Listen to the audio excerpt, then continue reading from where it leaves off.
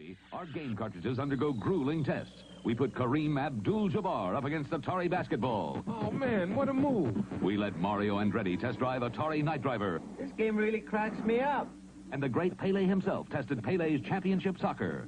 What a gig, it beats me again. At Atari, we take our games seriously, so you have more fun. How'd you do, Kareem? I'm glad I won't face Atari in the playoffs. No other video game company stacks up to Atari.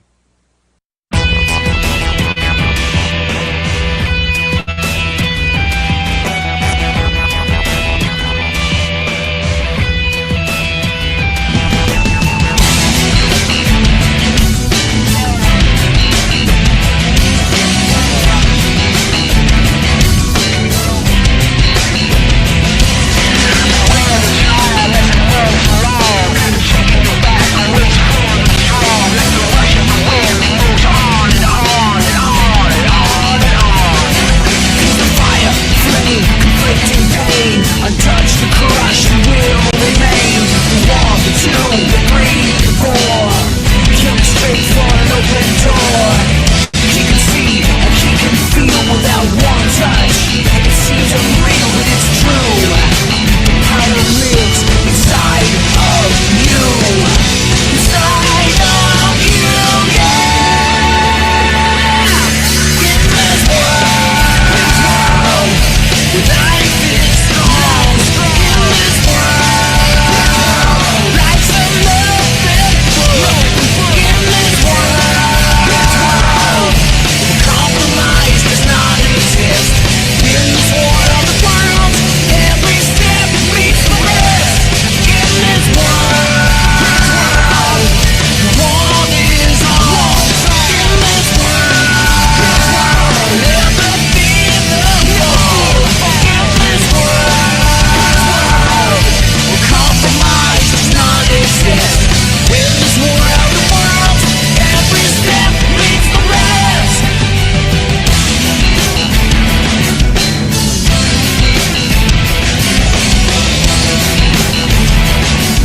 Beware your mind that proves you wrong.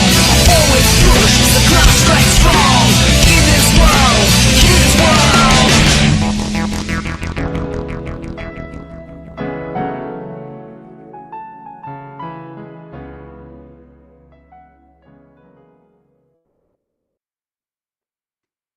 world are you doing anyway? This is Caleb here, and welcome in on this August 10th, the year of our Lord 2024. This is National Bowling Day, so hopefully you got out. If you weren't watching the Olympics, hopefully you were watching some bowling. Actually, the 14-year anniversary of Scott Pilgrim versus the World, the game. That game turns 14 years old today. We will be playing that game later on, but we're not even close to that, because in our Gaming Through the Ages timeline, remember, this is Gaming Through the Ages. We are playing games in order of release as best we can, only intervening when we need to tell the story of that franchise in a little bit proper manner. That's the only time we go out of order. And we're not even close to doing that for the first time, so we're still going pretty much in order.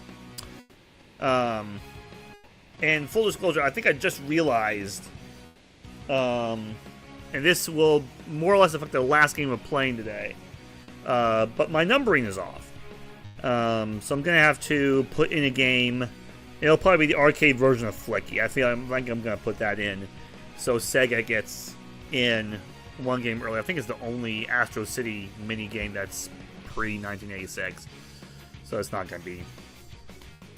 So, but that makes things a little easier. So, just to make things a little more streamlined and more consistent with how things are going. I knew I made a mistake somewhere by numbering, so the numbering you're going to see on the left is off by one number. All of them. Because I put King Bomber as game.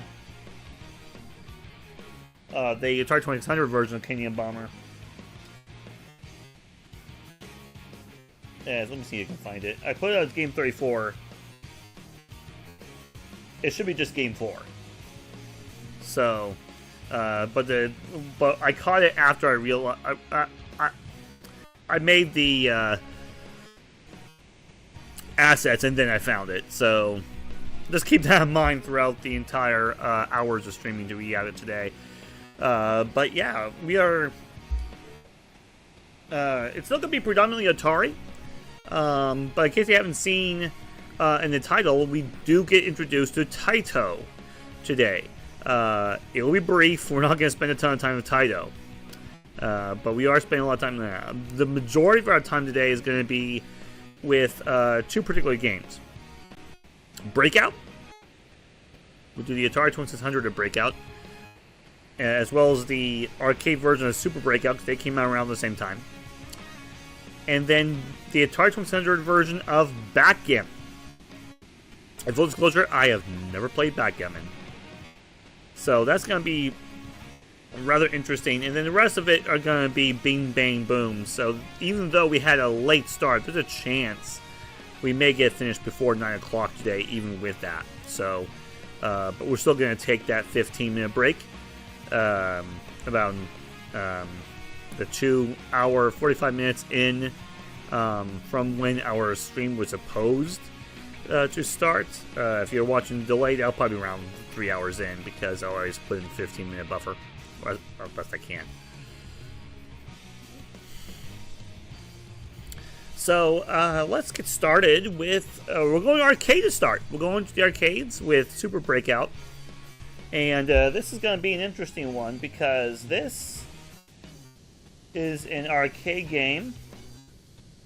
The code written by Ed Rothberg.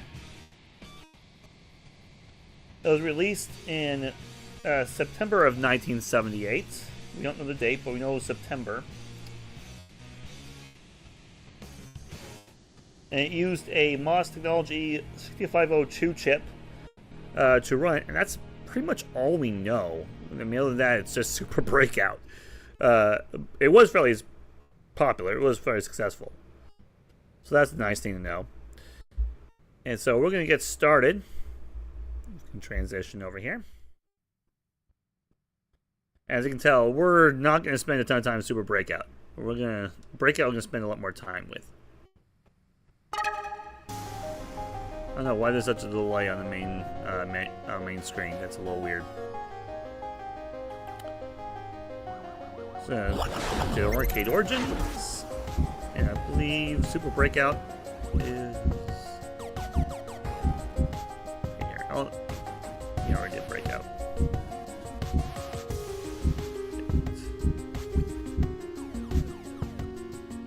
I haven't done the arcade version of Asteroids yet.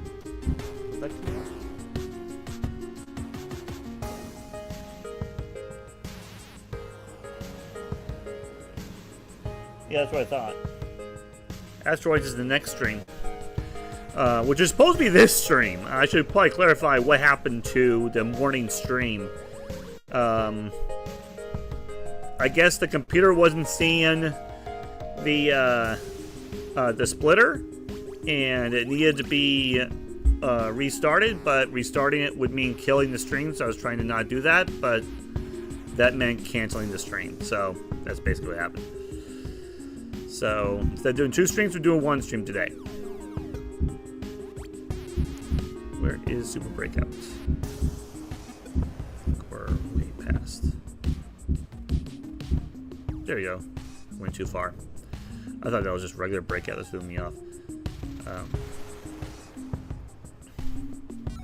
So let's zoom in here. An update to the original game designed by Ed Rothberg, Super Breakout, was billed. Yeah, it looked like regular Breakout on the arcade machine. I didn't see the super part.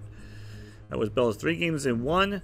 A switch on the front of the unit let the player choose between 3 game variations. It still had a black and white display with color added via plastic overlays on the monitor. Yay. And here is the... I hate when it does that. These selectable double progressive cavity game variations are detailed on the Super Breakout flyer. I mean, each requires even more skill than the original game. And there you have it. That is important to note. Three different variations. There's Double Breakout, which has 2 balls, 2 paddles for double the action. Cavity Breakout, which has 2 extra captured balls, which can be released, allowing up to 3 balls going at once. Progressive Breakout, which has multiple walls of breaks that fall continuously, challenging the players to break out many times. 3 to 5 balls. Come on, overlay. Yeah, that's the thing. It's overlaid. The game itself is black and white, but you can put overlay on it to make it a little more colorful. And a built-in test system.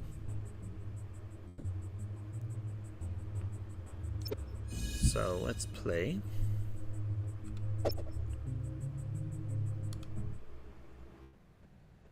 And interesting, they colored this thing, so you can kind of see what it looks like with the overlay. They just did it for us. That's way to go, Digital Eclipse. So let's see the controls real quick. I mean, left and right is pretty much what you think.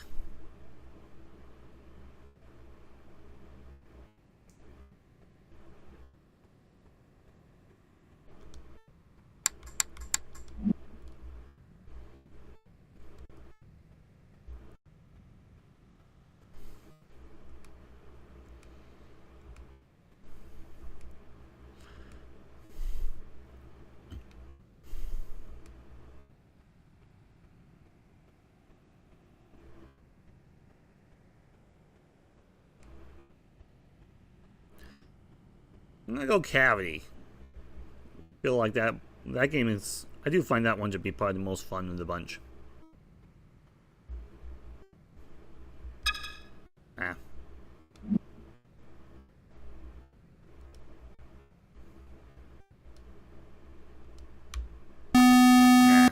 A good start.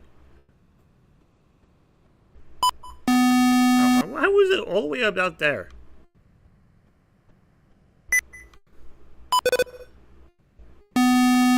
Bad start.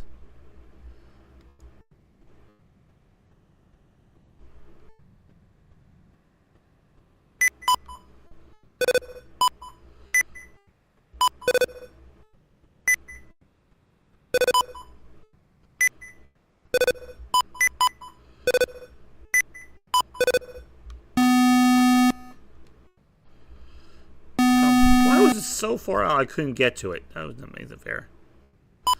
Ah, that one time I overshot, and that's game. Lovely.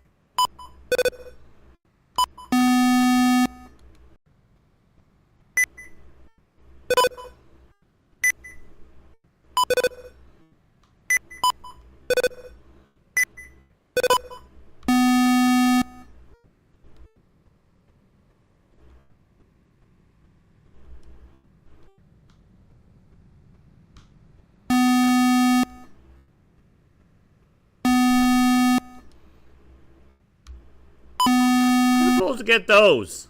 Besides the first one. The first one was bad.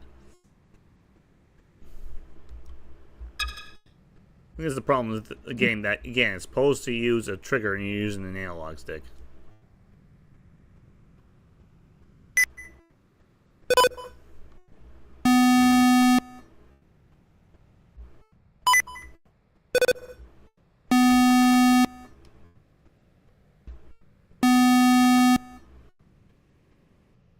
This is going swimmingly. 50 seconds left. This could be...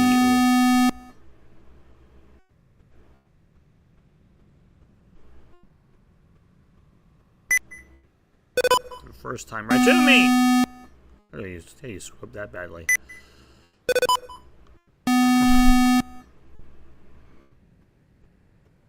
That's me, ladies and gentlemen. I'm slow to react.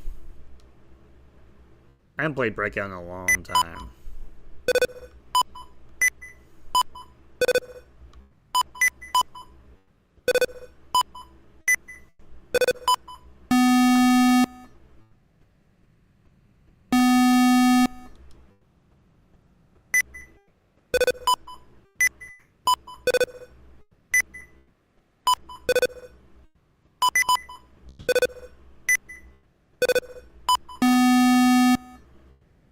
And that's game, and we're out of time for that game. So give me a moment.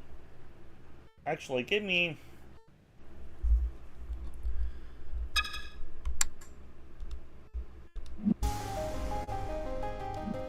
we're not going to have any videos.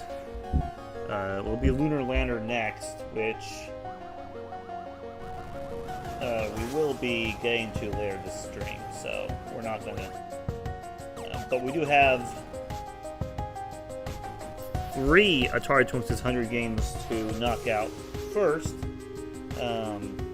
including the final 1978 game to play, and that's going to be the Atari 2600 version of Breakout. So let's take 3 and get a chance to set that up.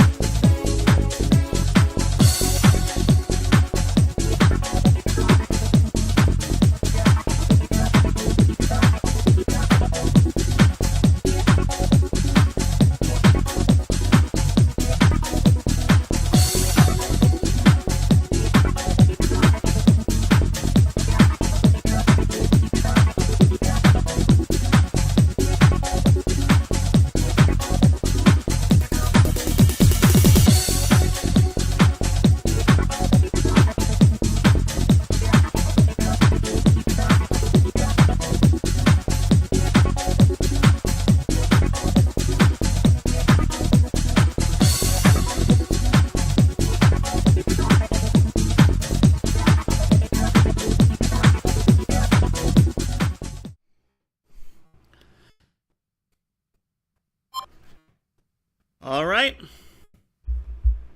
We almost grabbed the wrong thing. It's this thing.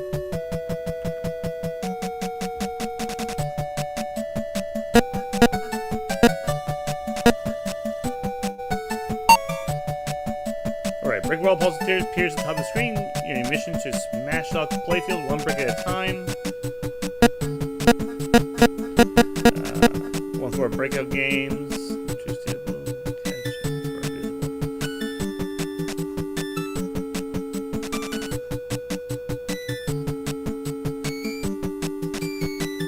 I'm gonna stick with game 1.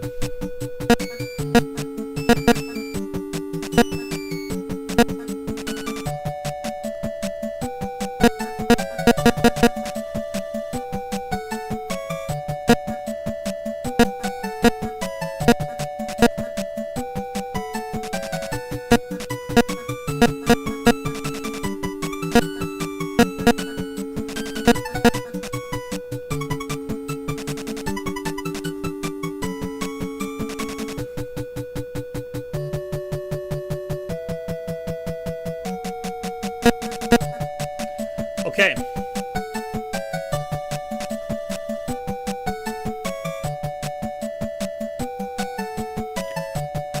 I'm going to enter the game into it, but then I'm going to share some facts about this game. Breakout. This is again going back to the Jamie Landino book Adventure, the Atari 2600 at the Dawn of Console Gaming. It's a pretty good book if you want to go inside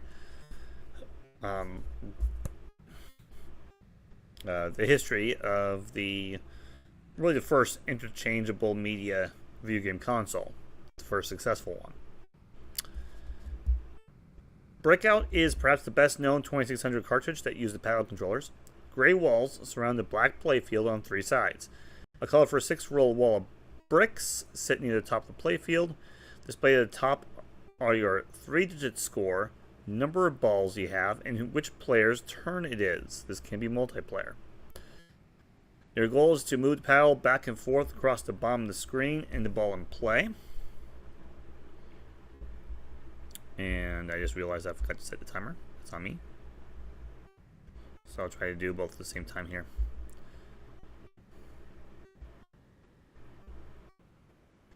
Constantly battling and colorful wall.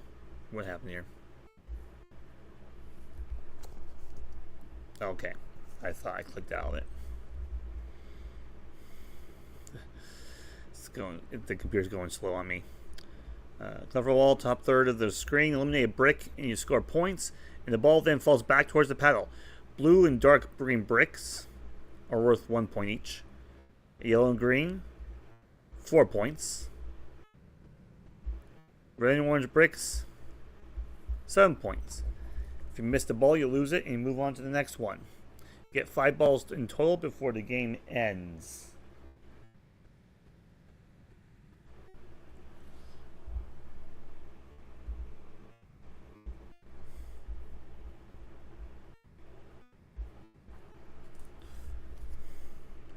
As you play, the game physics engine decreases the ball angles depending on how many times you hit the wall, and speeds up the ball once you break the top 3 rows.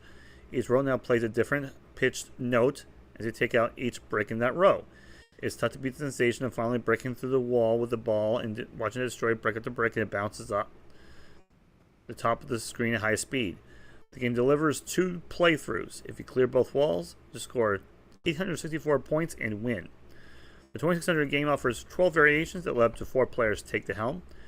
A few variations include a timer, an ability to steer or catch the ball, and even invisible breaks. The 4 breakthrough variations are kind of cheat modes that let the ball sail through the wall and take out many bricks at once instead of one at a time. It isn't great for game balance, but it certainly relieves stress, especially after becoming frustrated in the main game. If things get too easy, put the difficulty switch in the A position to shrink the size of the paddle. Steve Wozniak famously programmed the 1976 arcade game with the help of Steve Jobs, and building on Nolan Bushnell and Steve Bristow's original design. Breakout also served the inspiration for significant parts of Steve Wozniak's Apple II computer. all the same features that I put in just so I can show off the game I was familiar with. Breakout at the Homebrew Computer Club, Wozniak said in a 1984 interview at Byte magazine. This included the timer chips to sense the paddle controllers, a speaker for the in-game sound, and all graphics routines Wozniak added to the Apple II's basic interpreter, as he first detailed in a May 1977 article in the same magazine. After designing hardware arcade games, I knew that being able to program them in BASIC was going to change the world.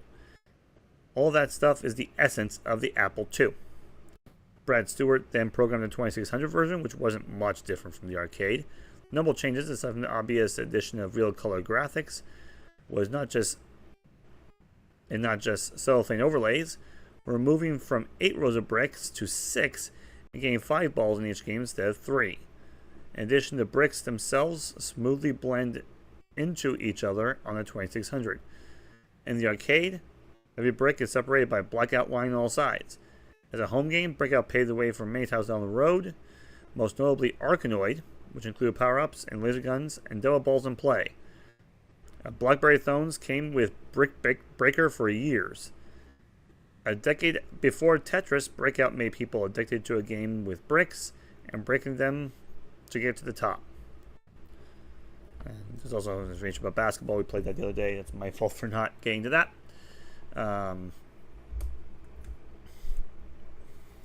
But that's that. I'm going to see if I can't.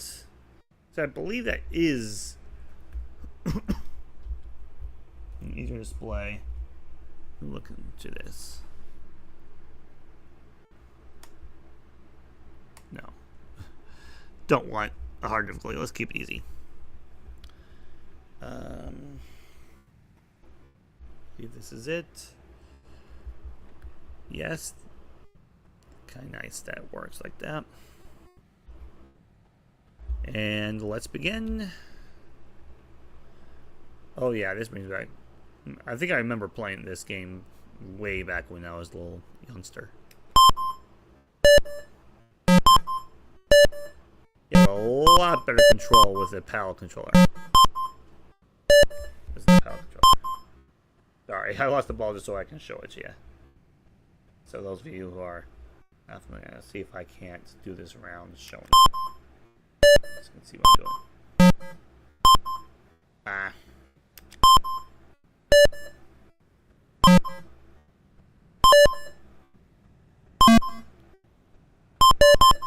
Nice. Missed.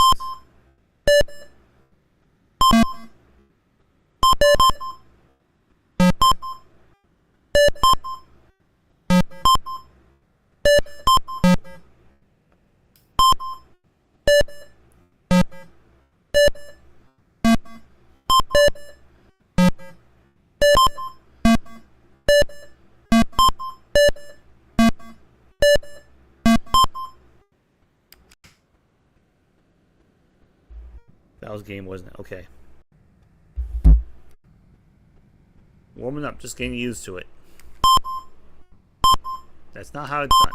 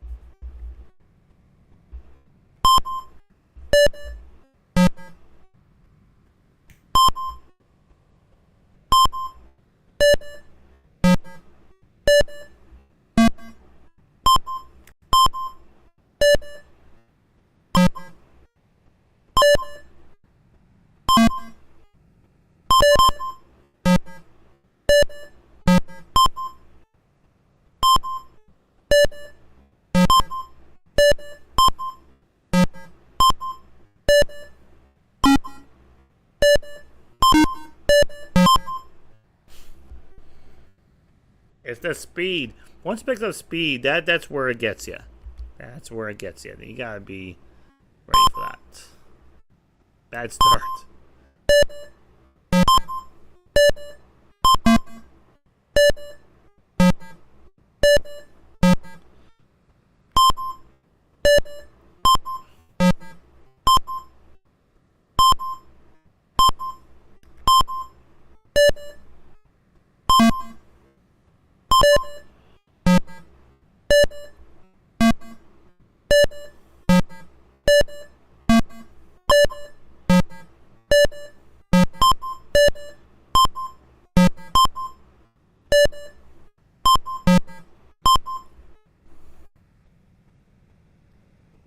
Well, that was game. I didn't catch that. That was quick. Only because I didn't really get far. I probably won't clear 2 lines. I don't think I've ever done that. I know I've cleared 1 before, but probably not happening today. I am rusty.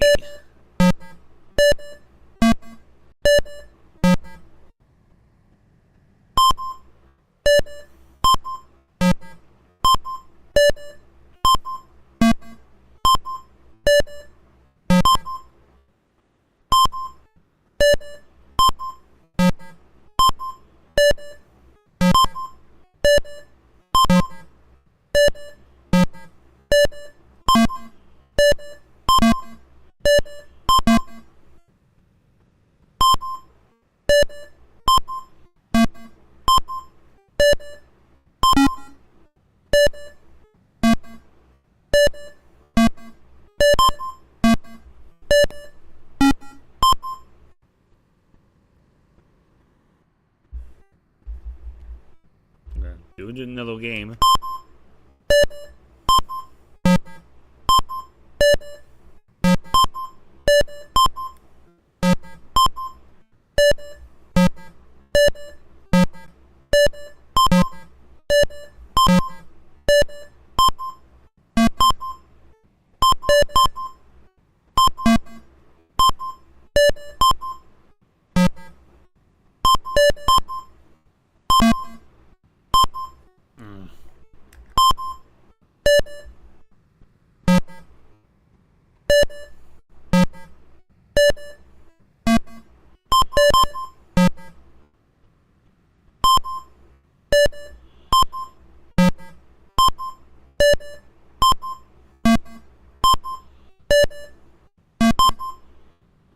Nah.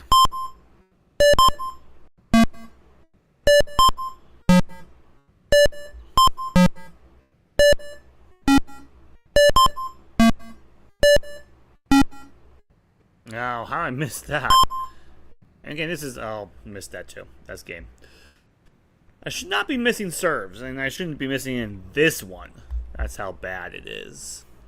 Maybe I've gotten worse over time with break. Ah, second straight time. Ah.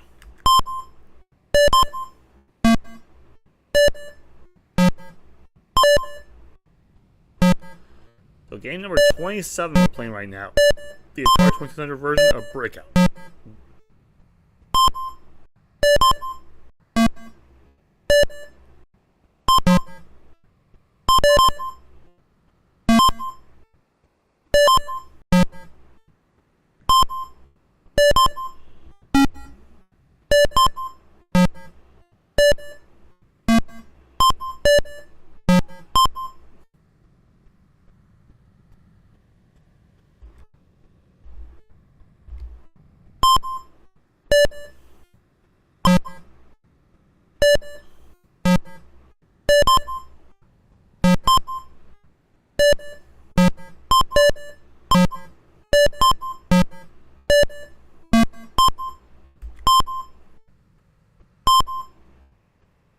That's bad.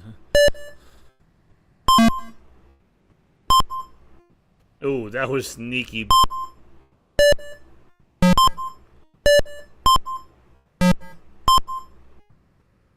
In that game, I didn't really get far. I can do better than that, obviously. I've shown that.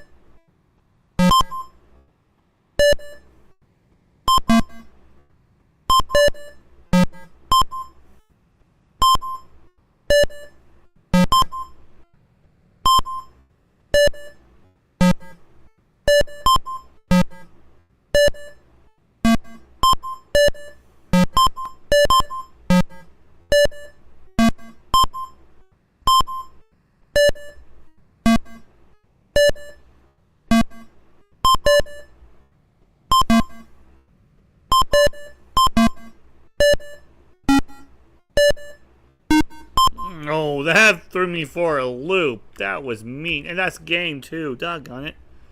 That was mean.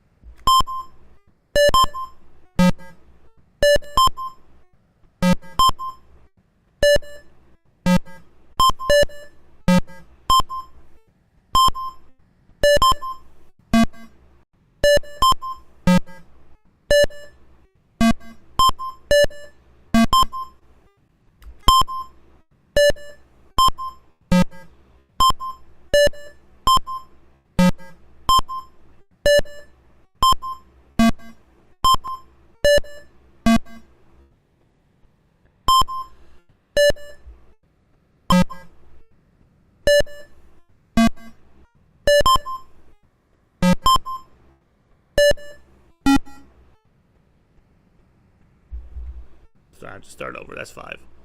Let's get 5 balls instead of 3. That's pretty... The home version is definitely a lot more forgiving than the arcade version. I also like the fact that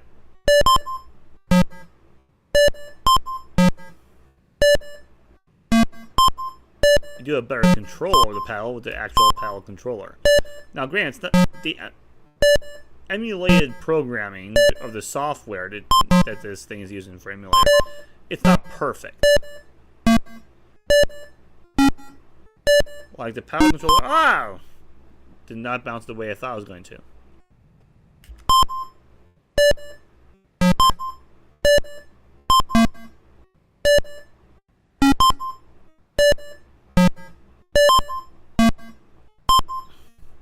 Well, I thought I hit it.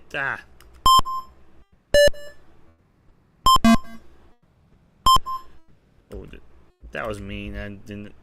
Once again, that didn't bounce the way I thought I was going to either. So I couldn't get that high again.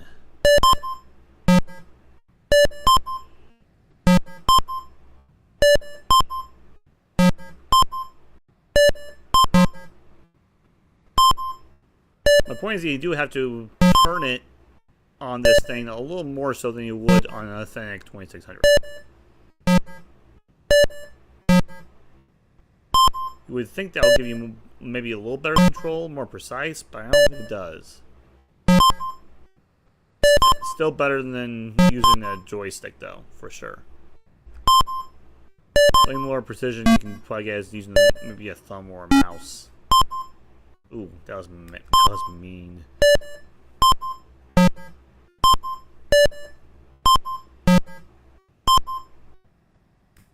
That's the game. Didn't get you orange.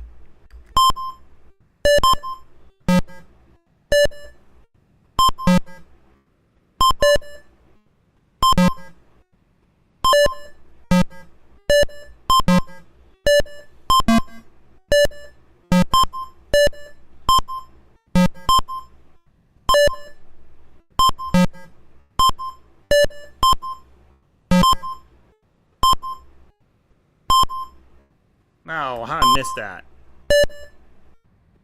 Keep misjudging on easy ones.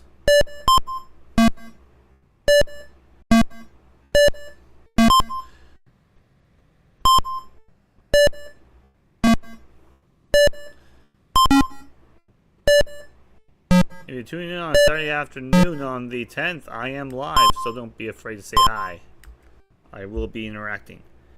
Bad time to say that. Let's restart.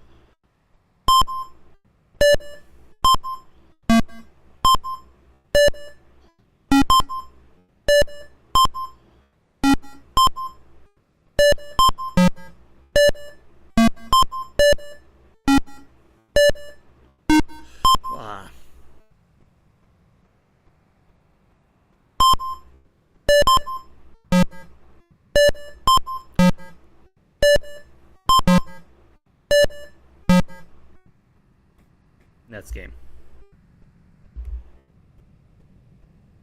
What's that? Okay. Ah, bad time.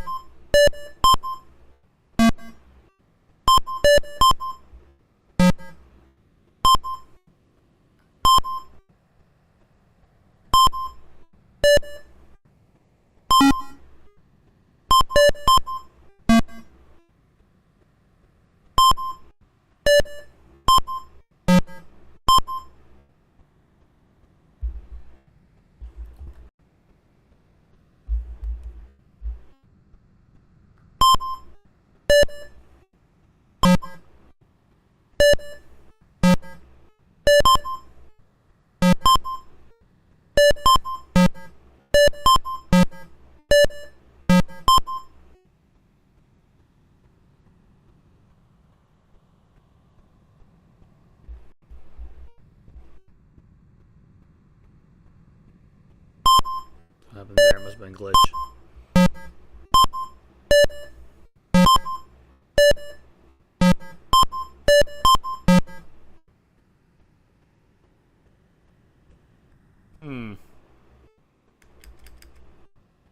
The game seems to be glitching. Let's see. Give me a little bit of 3 minutes. Let me see what's going on with this. This is...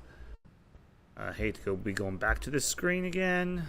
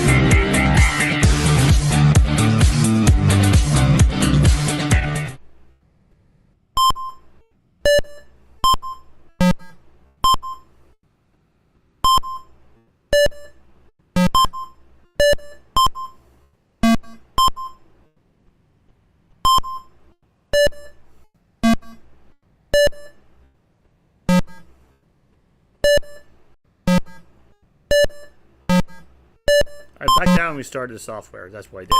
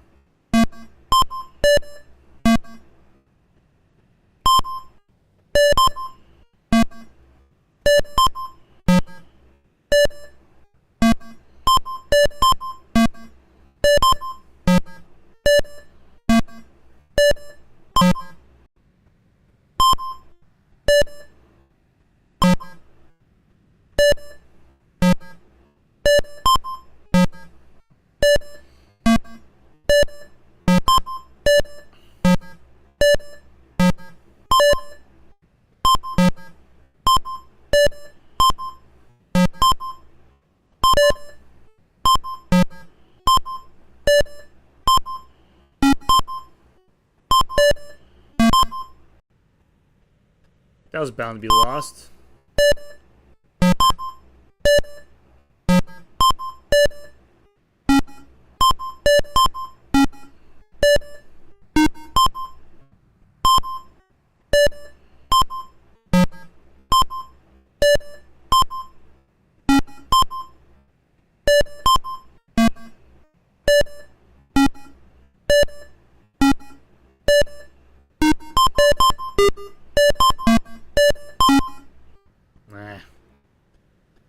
Thought maybe that was the time.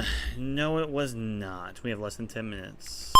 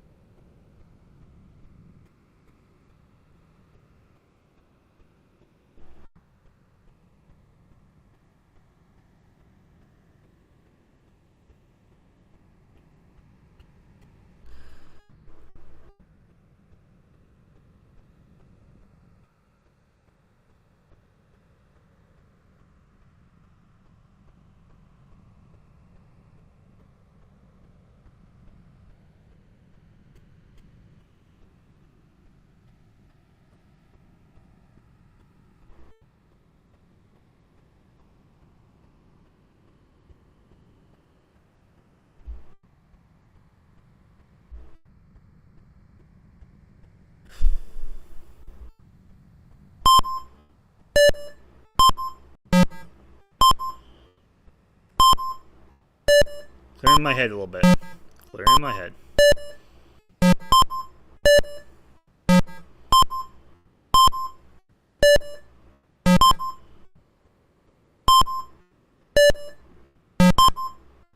That's what I was doing, in case you were like, what is this guy doing?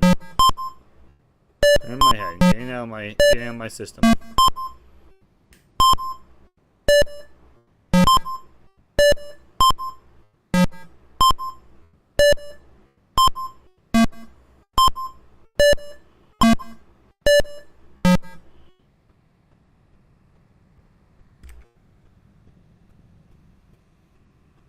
I feel like I'm doing worse than it was before we had the technical difficulties.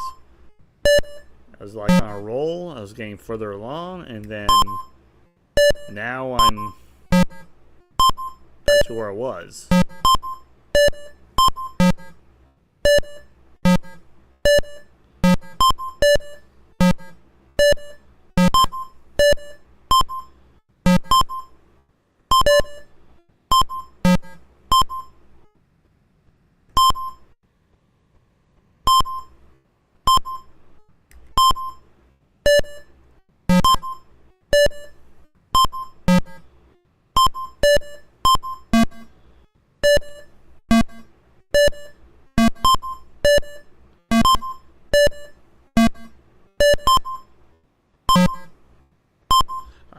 That threw me for a loop. Don't know what happened there. I'll have to start over. That was 5 balls.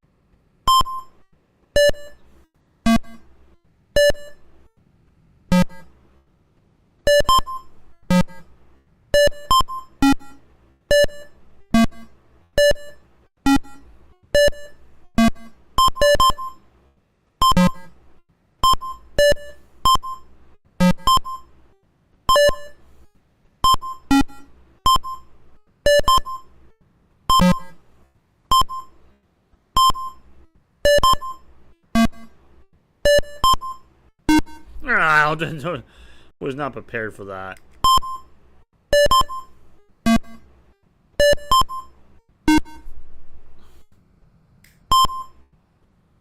I wasn't prepared for that either. And that was a serve. Okay, we only have 2 minutes left. Wow. As a friend of mine says, time's fun when you're having flies.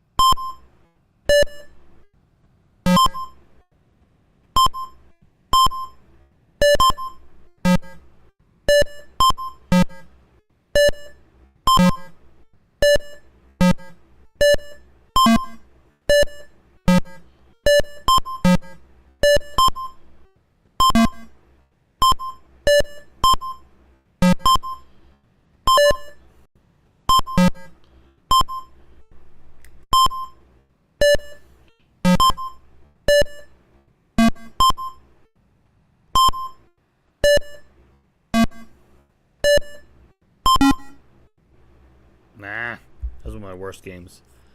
And yeah, we're not gonna have time to do another game, so I'm gonna call it.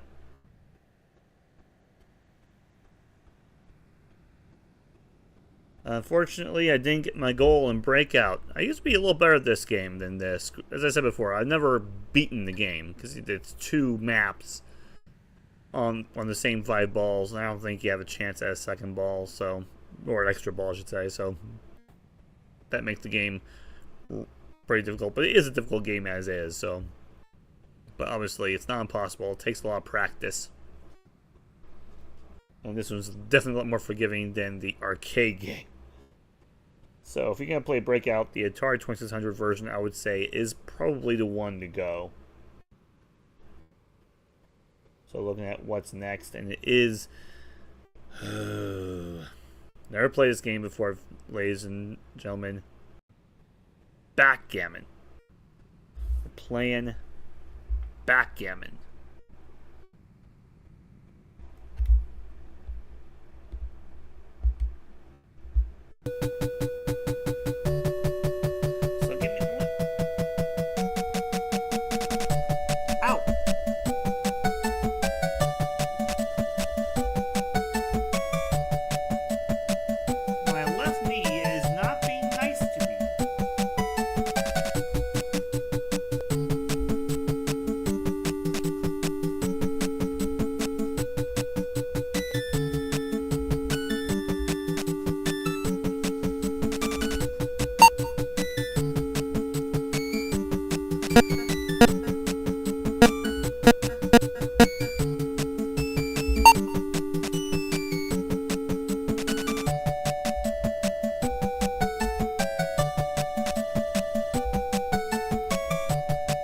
Okay. Oh,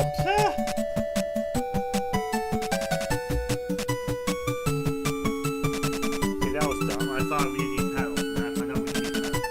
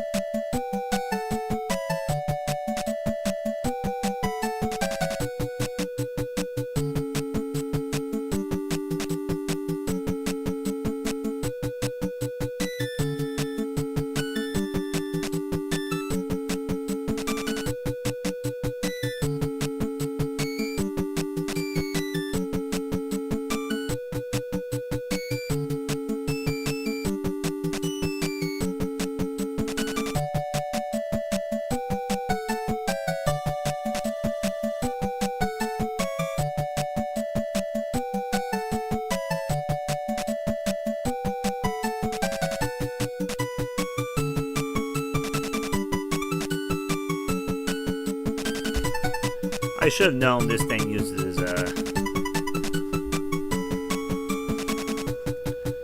paddle controllers. That part I didn't catch.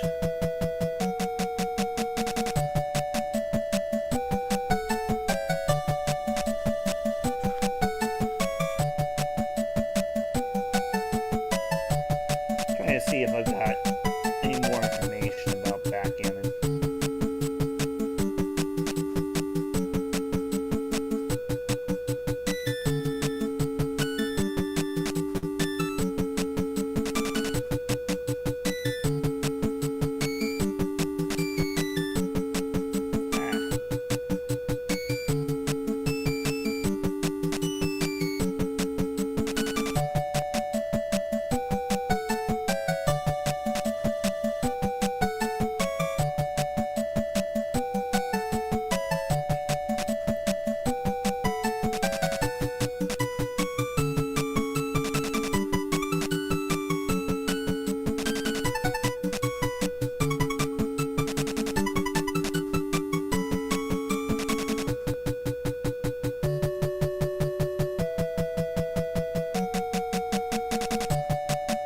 By the way, this is the first of the 1979 games, so this is going to be interesting.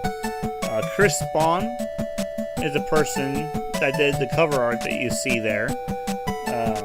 that's almost all we know about this game. This is not one that we have a lot of information on, but it is game number 27. So, let's play.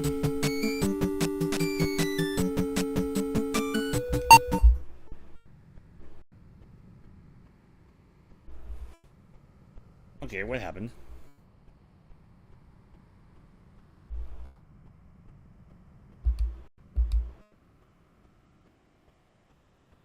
There we go. That's weird.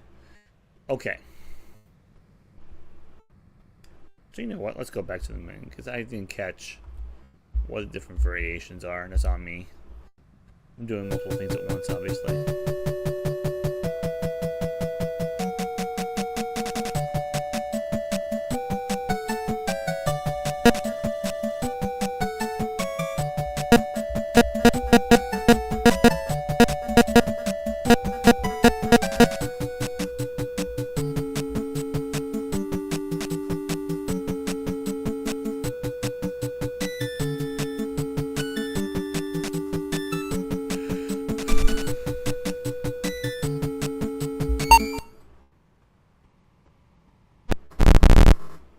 Okay.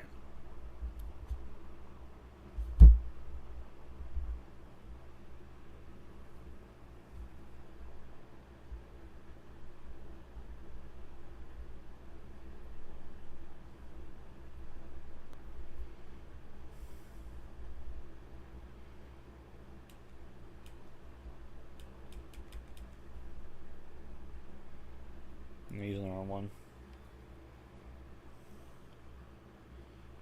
I was using the same one. Where's the other one? Oh. NFL. Okay, there you go. Ah.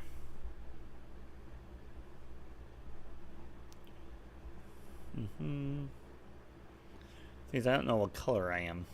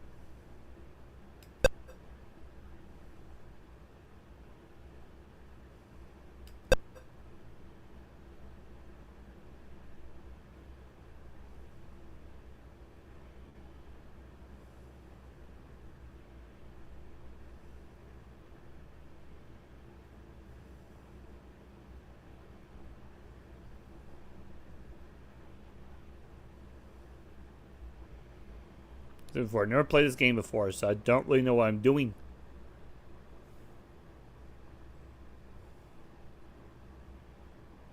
Thought those were all my moves, actually.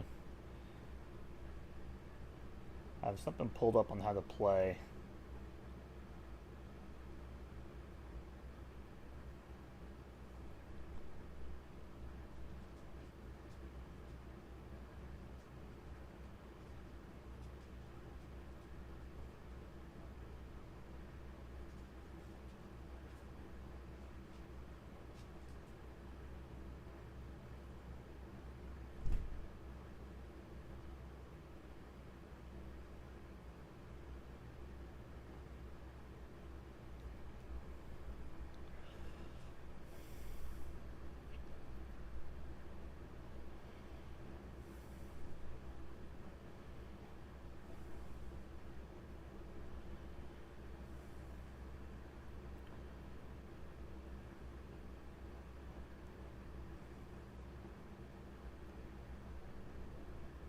You know what? I think I gotta move.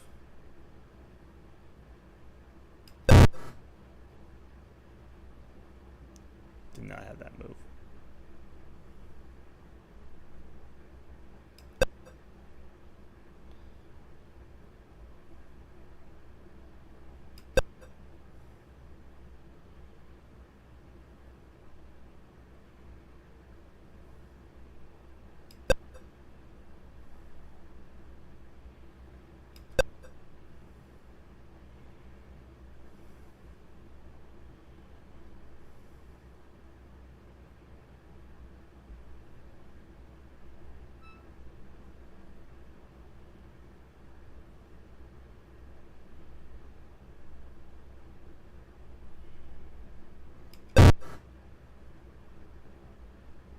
Can't do that. What else am I going to do?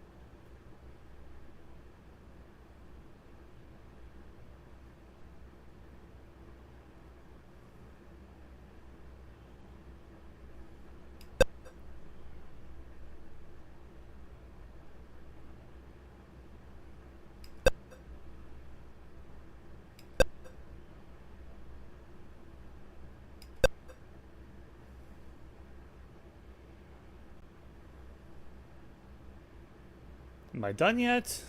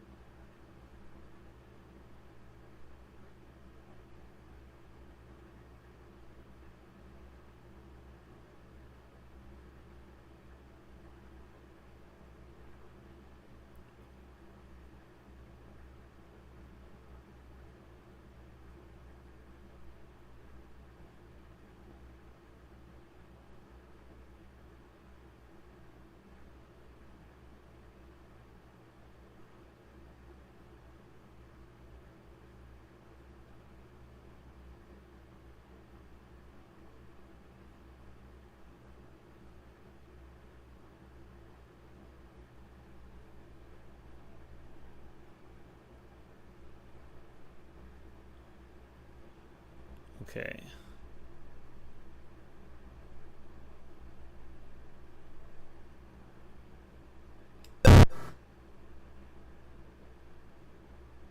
How do I say I'm done with my turn? Can't be that.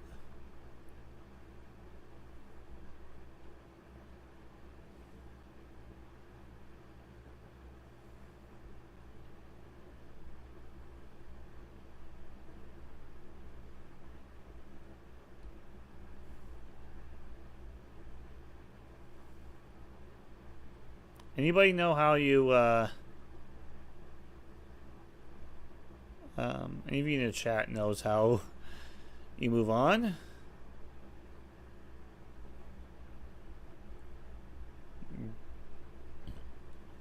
I really show why I can't say I've ever played Backgammon. Showing that.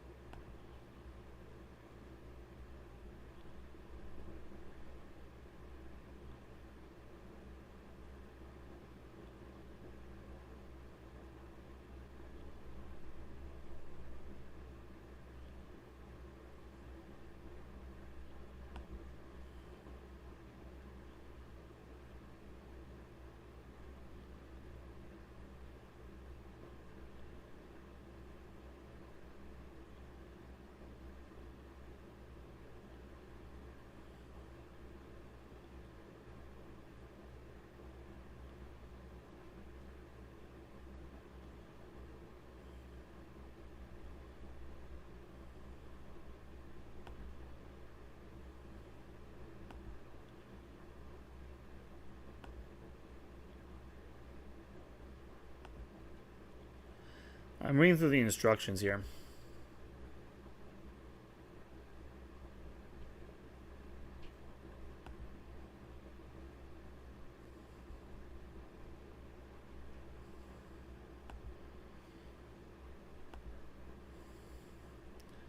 And I'm not seeing it.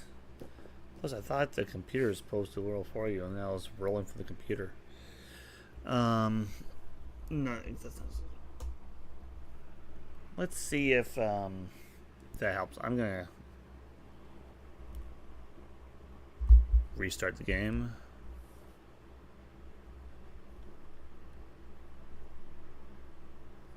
What? I'm still.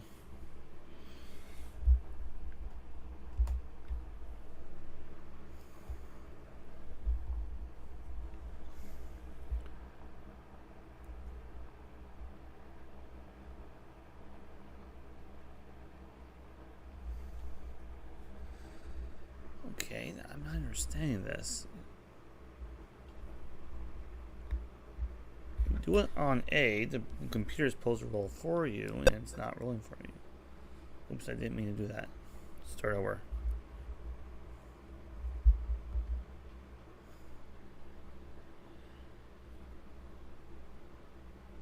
Because I'm just puzzled at.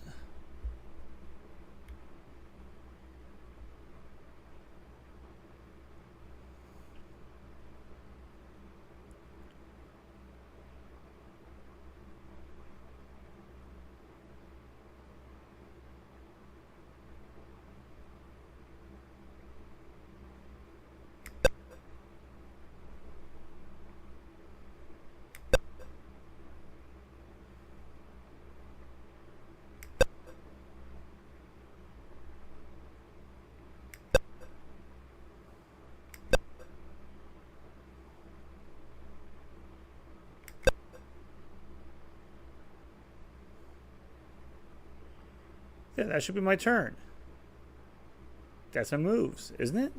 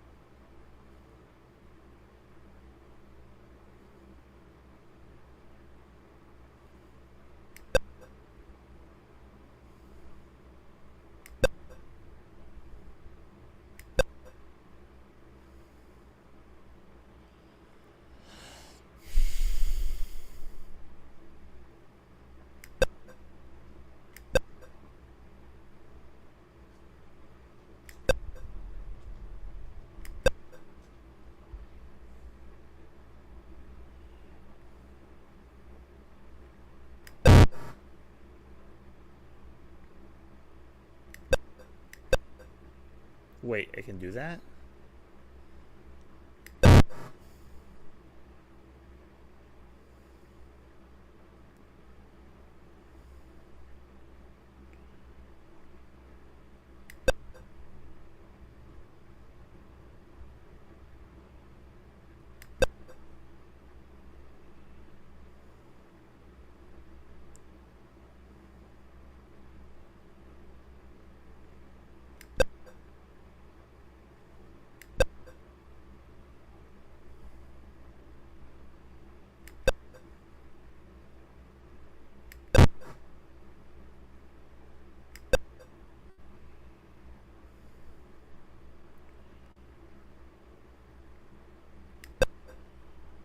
I can probably cheat.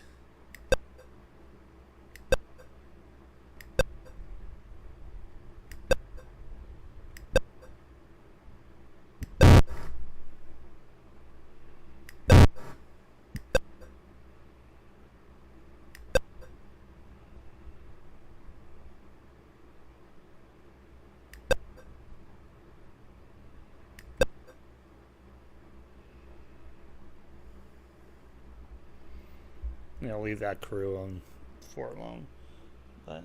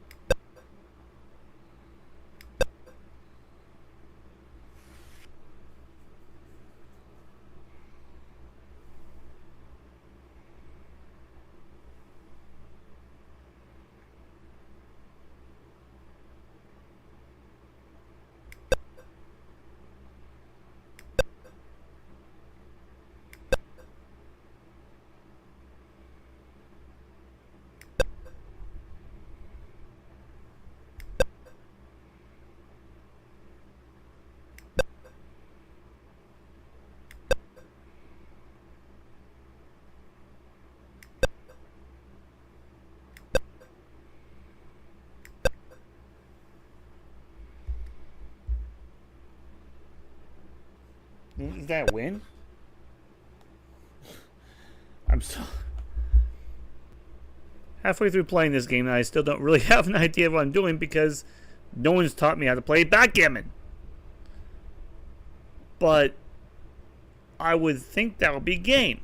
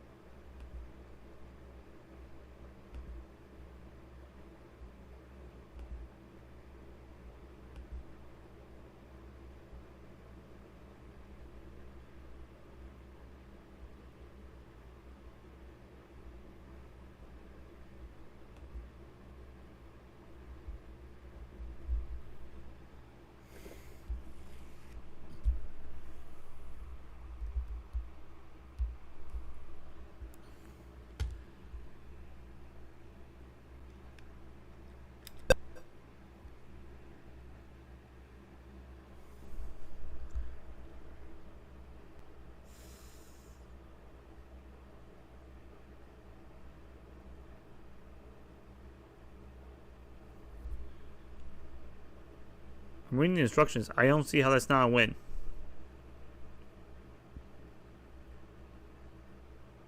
What else do I need to do? Someone help me out. Got a half an hour to figure this out, folks. I'm trying to figure out how... I'm trying to figure out. Is this true? Help me out here.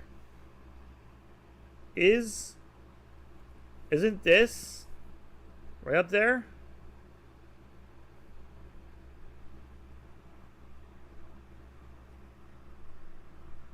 What do you have inside me? Beside me, right there? Isn't that how you win backgammon?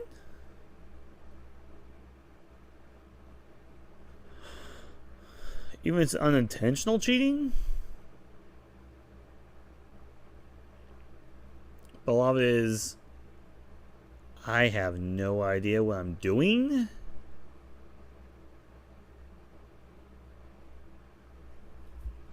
Let me go through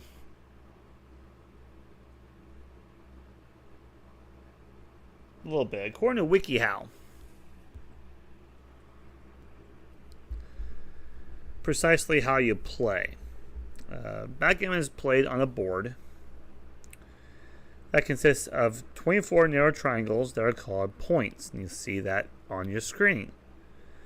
The triangles alternate in color and are grouped into 4 quadrants of 6 triangles each. You do kind of see that. There are 4 types of quadrants: the player's home board and outer board,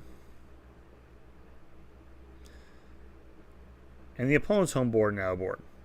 The intersection of these 4 quadrants in the middle of the board is separated by a ridge called the bar. The players sit facing each other on opposite sides of the board when they play. Each player's home board is positioned on the right quadrant closest to the player. Kind of hard to do that in a video game, which are located in the left quadrant. Each player moves his checkers from the direction of the player's home board in a horseshoe-like fashion in the opposite directions. So one player moves their pieces clockwise and the other counterclockwise. And you bring all their pieces to the home board and bear them off. Triangles are numbered 1 through 24 in most backgammon boards, with the 24th point being the furthest point from the player and the 1 being the rightmost triangle on the player's home court. The players must move their pieces from opposite sides of the board so that player's first point and the other player's 24th point, one player's second point is the other player's 23rd point, and so on. Each player must have his 15 checkers to begin. The player's checkers must be combined to the whatever. That's who goes first. Million doubles takes any time. And then you roll the dice. And you move the checkers to an open point.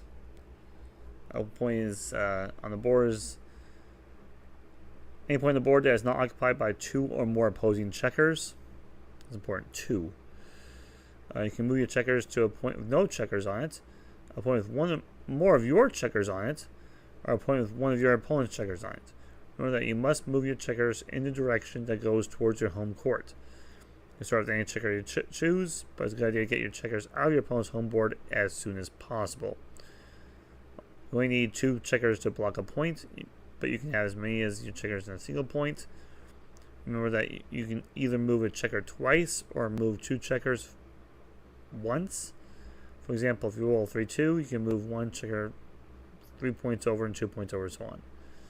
Alternatively, you can move 1 checker 2 points to an open point and move another checker 3 points to a open point. Play numbers on the dice twice if you roll doubles.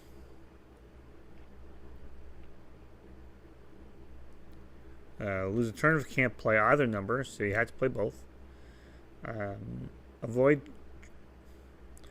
Try to avoid having just one of your checkers on a point because that point is called a blot. It's vulnerable to being hit by your player's checkers. If one of your checkers gets hit, it will go to a bar, and you'll have to use your next turn to roll and try to re-enter the board in your opponent's home board. Do your best to keep at least 2 of your checkers on a point, at least early in the game. Before you start moving your pieces into your home court, you should try to have as many points occupied by 2 or 3 checkers instead of just a few points occupied by 5 or 6. It will not only give you more options to move to open points, but will also make it harder for your opponent to move to an open point. Hit a blot to move your checkers' opponents to the bar. If you hit a blot, a point occupied by just one of your opponent's checkers, then the opponent's checkers will be placed on the bar. You should try to hit blots whenever possible, as long as it helps move pieces as close to home court as possible. It's a great way to slow down your opponent. Anytime a player's checker is on the bar, he can't move his other checkers until he gets the barred checker back on the home board.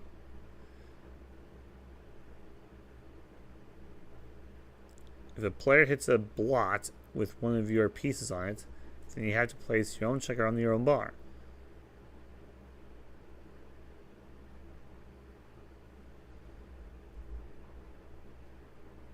Your task is now to move that checker back to the opposing home board. You can do this by rolling the dice and then moving the checker onto an open point on your opponent's home board if you roll an open number. If you do not roll an open number, then you lose your turn and you will have to try again on your next turn. Move your other checkers after you've gotten all your checkers off the bar.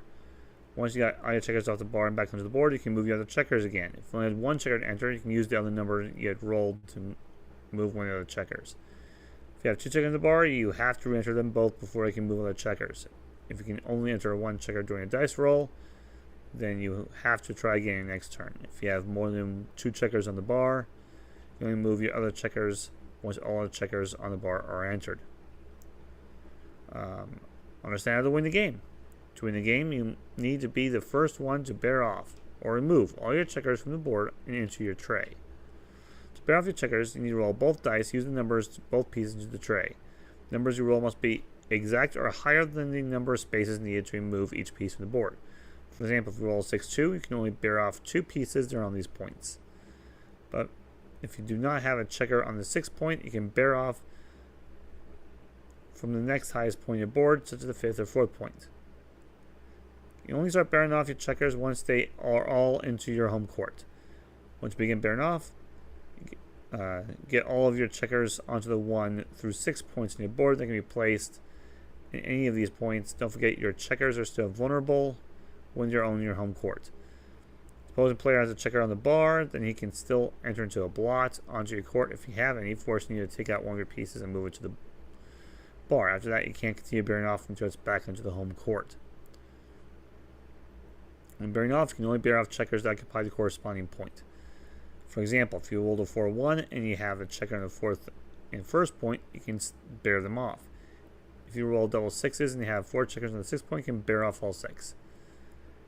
If you still have a die to play, no checker to bear off, you must move a checker according to the number on the die.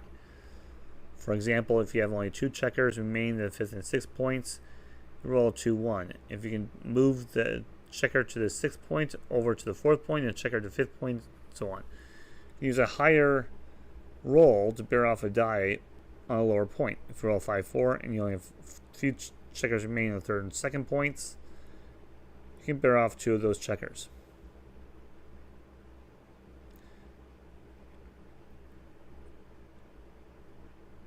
You must move a lower die for a higher one, even if it means you can't fully use the full value of the die. For example, if you have a checker in the 5 point and roll a 5-1, you must first move the checker over 1 to the 4 point and then bear it off using the 5 value. If you bear off all 15 of your checkers before your opponent does, then you have won the game of backgammon. But not all wins can be equal. Your opponent can lose in one of 3 ways. 1. Bear off 15 of your checkers. If you bear off all 15 of your checkers before your opponent does, then you've won the game of backgammon. But not all wins are yeah, there you go. We're going to loss. That's when you bore off all your checkers first while your opponent was trying to bear off his checkers. Your opponent will lose only the value of the doubling cube. The gammon. If you bear off all your checkers before your opponent bears off any of his, he is gammoned and loses twice the value on the doubling cube. Or the backgammon. If you bear off all your checkers while your opponent still has checkers on the bar or your home court, then your opponent is backgammon and loses 3 times the value of the doubling cube. And then play again. Backgammon is meant to play more than once since each game is worth a certain amount of points. You can set a goal to play until the losing player loses a certain amount of points. If you want to keep playing more games but can't do it in one sitting, you can keep tally of the points lost by each player and return to the game another time.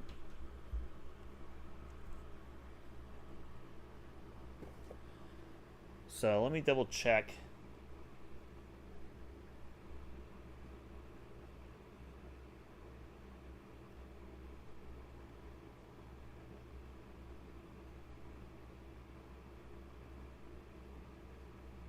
Oh.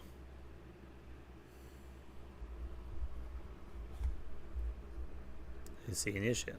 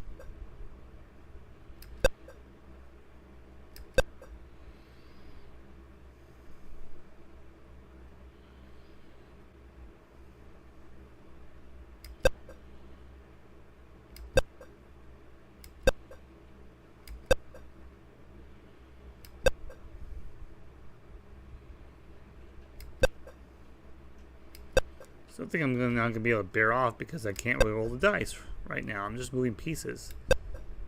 So I don't think it's going to let me win. I feel like all I can do is get myself in a position to win. So it just makes the win inevitable even if I am going to roll more dice.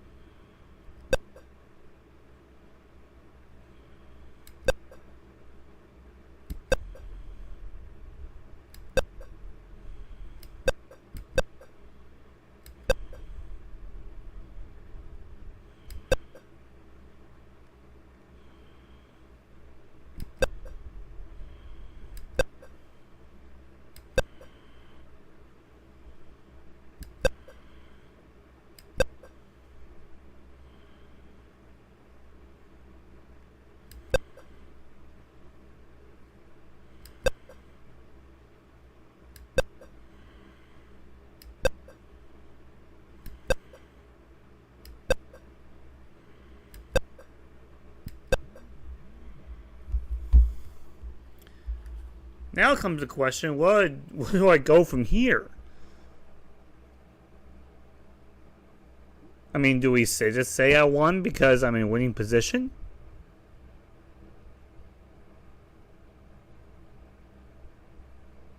Like, seriously, as I said before, I've never played Backgammon. I'm pretty sure I'm doing it wrong.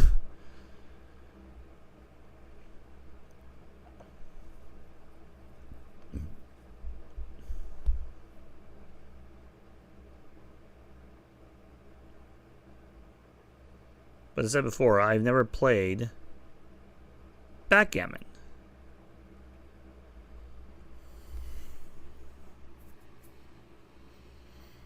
This is something brand new for me, so I can't,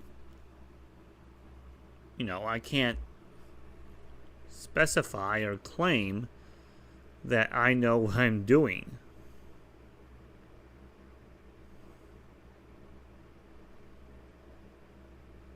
But you know what? I think I showed enough of this game. We do have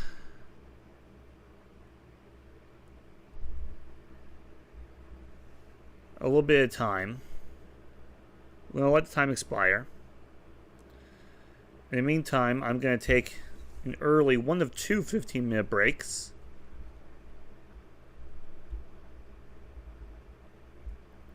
And when we come back, unless y'all have anything to say, otherwise I'm going to go ahead and take the break.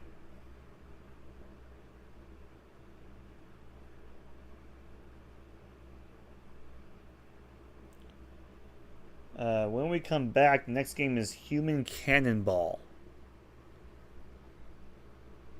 I think I know what this game is, but we'll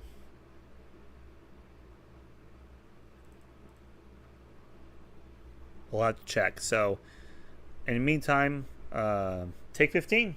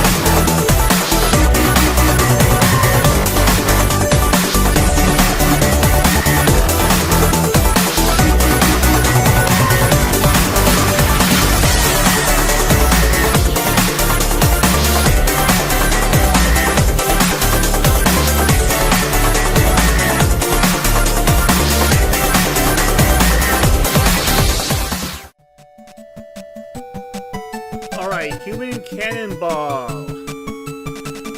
We really don't know much about the history of this one in terms of who made it. The only thing we know about is that this was the first Atari 2600 game to be discontinued, as if they stopped manufacturing the game. So I don't know if this is the rarest of the early Atari 2600 games or not. Not that it matters, because it's in all these collections, including the one I have here, the mini one. Where you are to carefully judge angle, speed, distance, and launch a human cannonball to the target.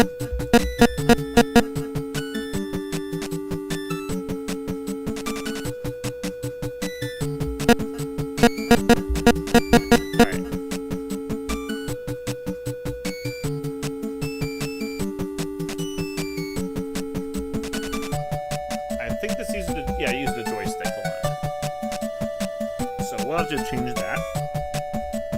Of course, I can't hear it, right?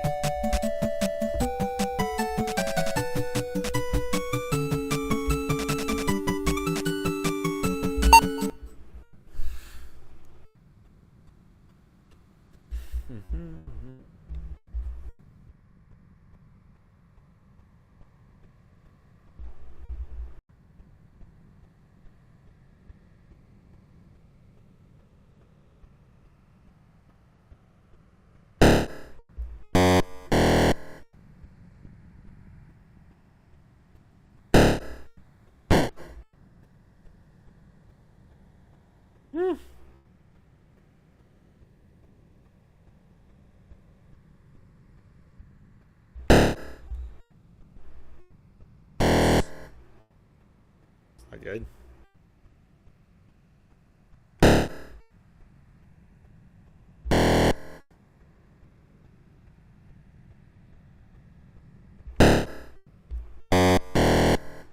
Ouch. On it. Shot still.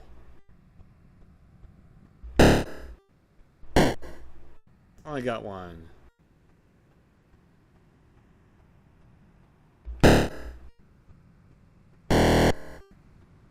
Look the same. How is that different? Wait a minute, I did lower.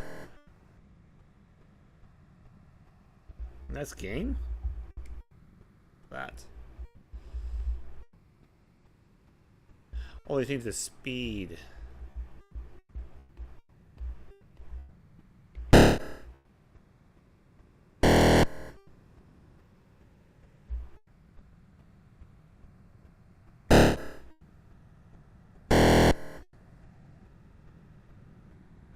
Change the speed every time. That's interesting.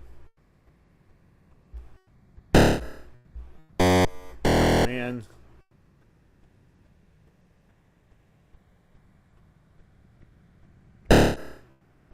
Oh.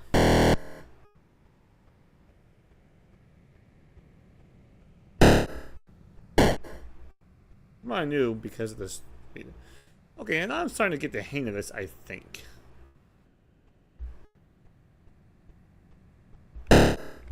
Oh. You have to all that. Huh.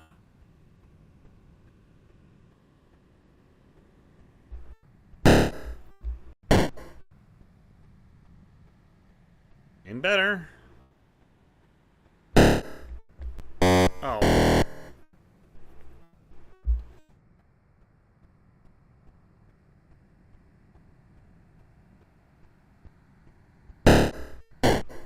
Nice! I like that.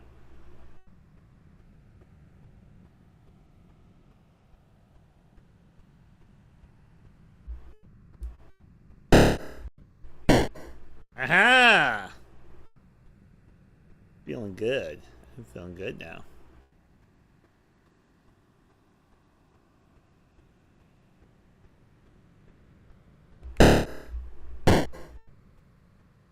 Another win.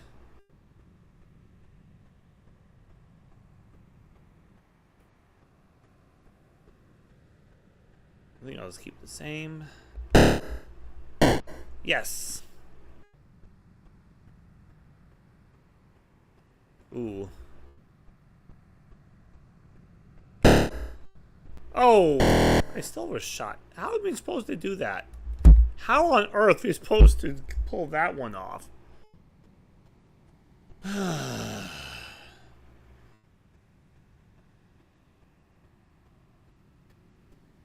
Well, I tried.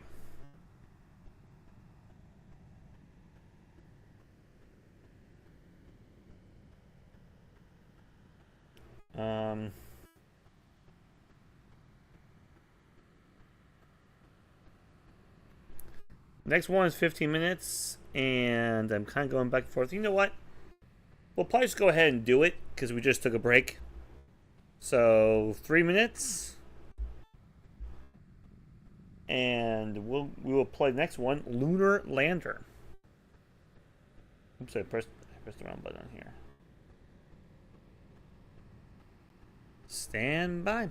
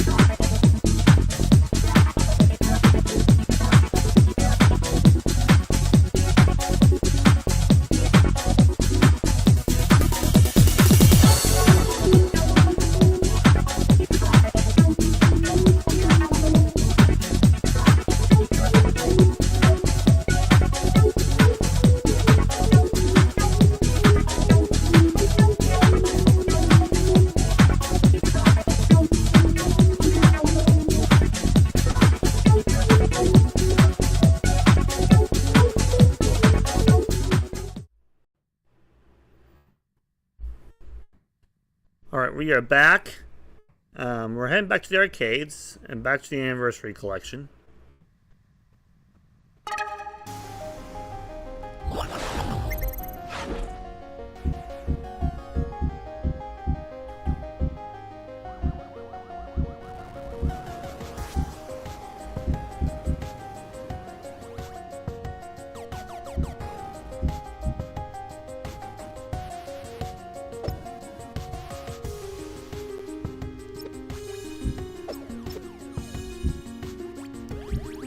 be playing Lunar Lander.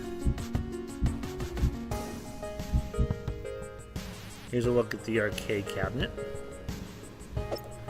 Vector displays were a new technology that allowed games to draw crisp, clean, high-resolution lines. Lunar Lander, designed by Wendy Allen and Rich Moore, was Atari's first vector game, in sharp contrast to other fast-paced arcade games. Lunar Lander was a deliberate, methodical game in which the player had to carefully land a space capsule on the surface of the moon. The Atari first announces Lunar Lander Flight Column, the first one-player game to authentically simulate an actual moon landing mission. And there's the backside. And I've done Atari first. That's Wendy Allen quote. Vector games look different from raster games, and there is a mental shift in game design when working with vector graphics. And the game will play much later into the series. But let's play this one.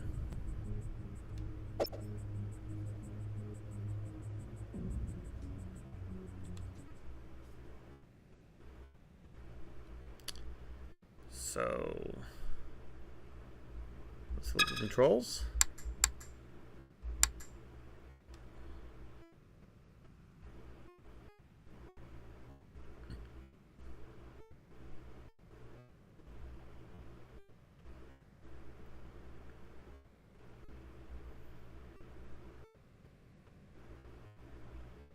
This is a pretty simple game. All right.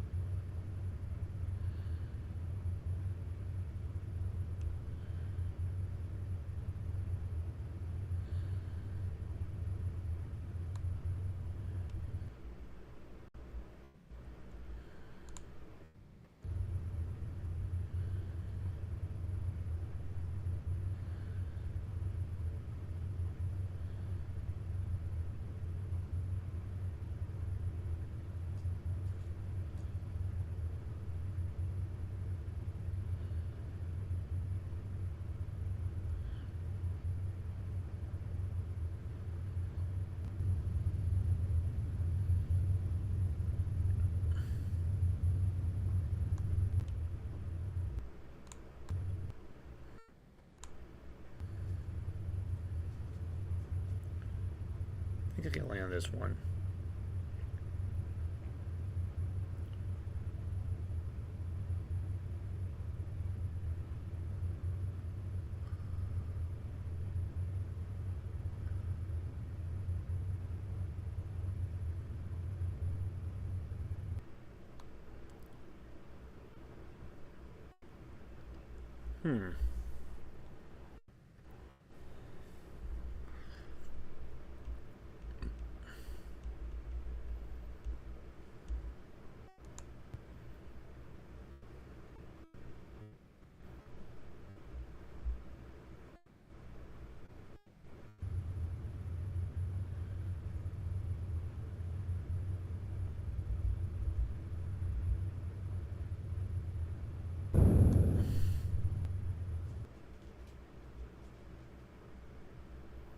I didn't know how to get out of that one.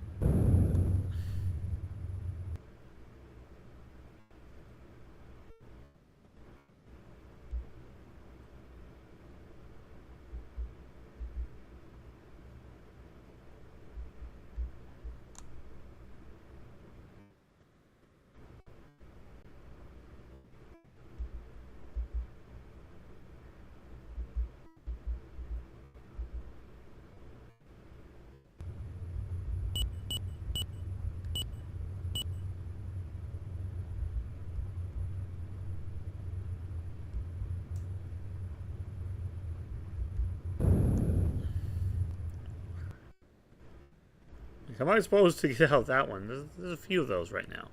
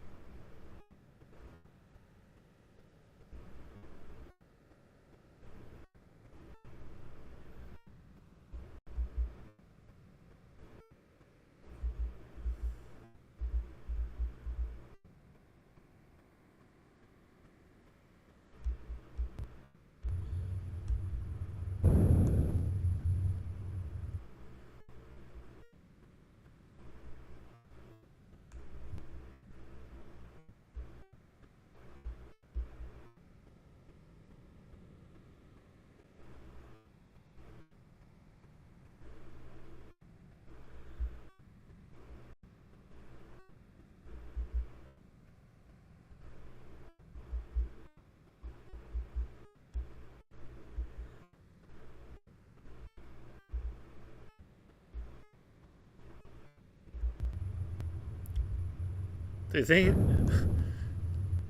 I'm trying to use to like change the engines, it's not even working now. It was working great.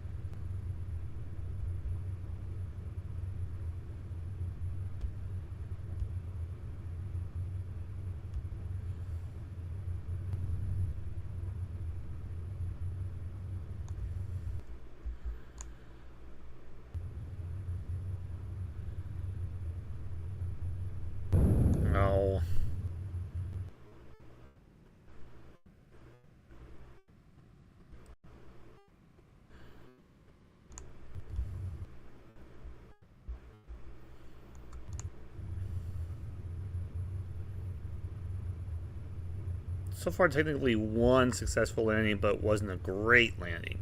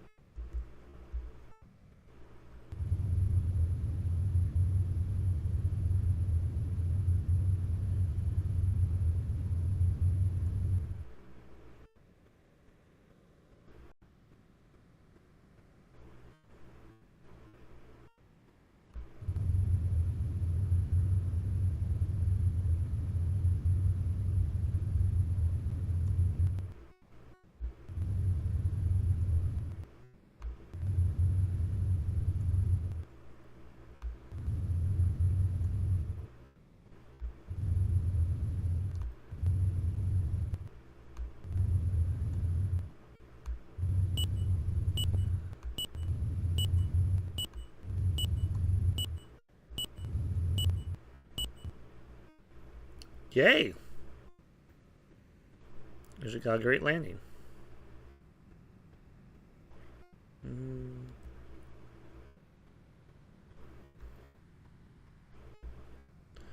Okay, after this, I'm not gonna put any more.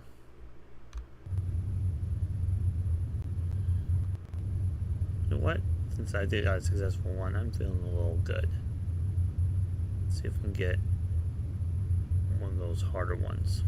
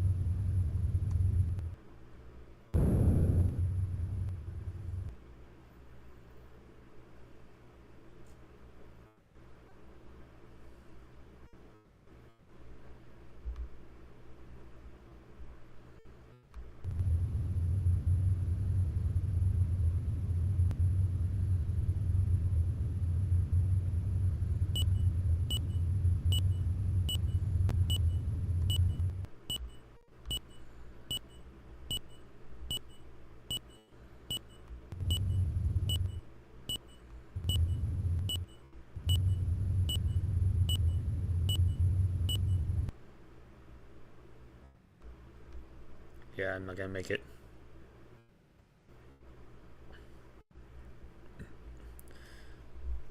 there you go. That's Lunar Lander. It's fitting that the poster is right above me. We are due for our actual break. So we're going to do that right now. We're going to take 18 and move on to a device I actually have not tested. Because Taito now enters the fray for the first time in Gaming Through the Ages. And that will happen after we take 18 minutes.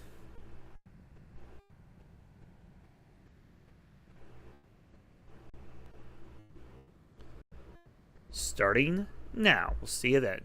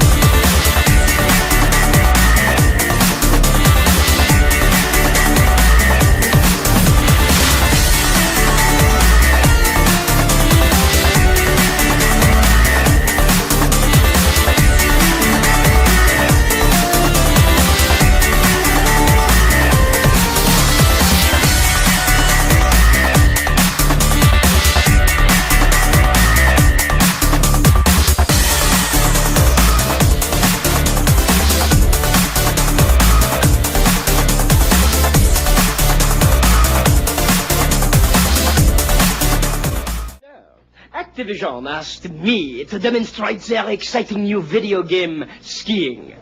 Pop the cartridge into your Atari video computer system and fly through downhill courses. Over moguls. A small bobo. Many slopes to challenge you. Try the slalom race. Shush through tight gates. Sacre bleu! And voila! It's skiing by Activision. So real you must have it. No kidding. I think I hurt myself. All right. That will be next stream, amongst many others. Activision joins me.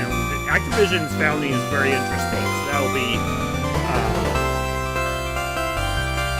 it'll be interesting to go through how that company is founded and go through their early games.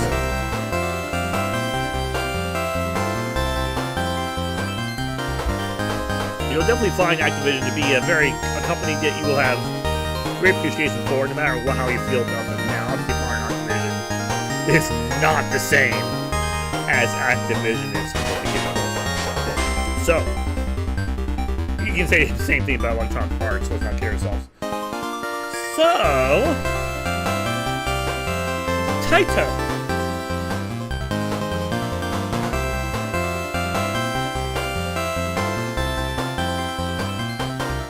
A Japanese company specializing in video games, toys, arcade cabinets. That was founded in 1953. They still exist today. So today they are a parent company of Square Enix. But that was back in 2005.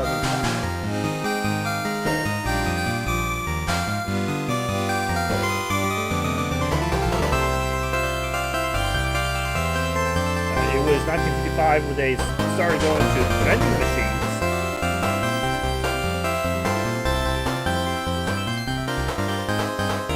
In the 1960s, they went to electromechanical games.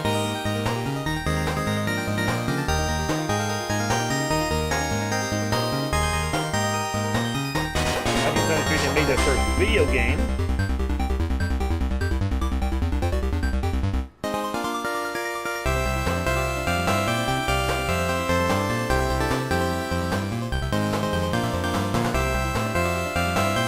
And of course, the first hit of, and I forgot this thing has a demo mode. Sorry about that.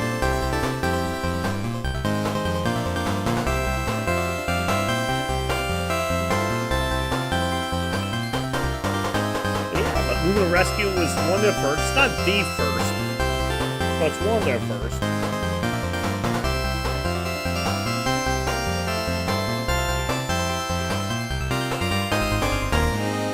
We just played Lunar Lander, so playing Lunar Rescue.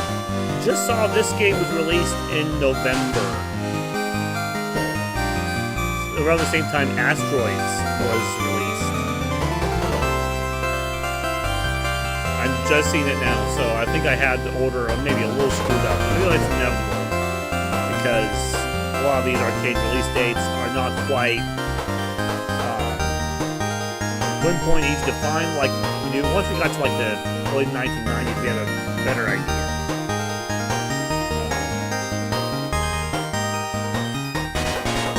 To say, we don't really know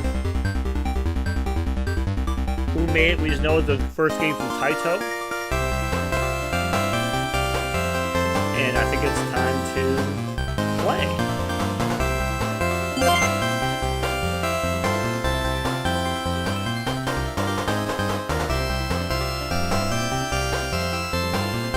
I should mention, I am using the controller goes with this. I believe the Sega Astro City Mini controller also works with this. But you still have to use the actual machine to put in place.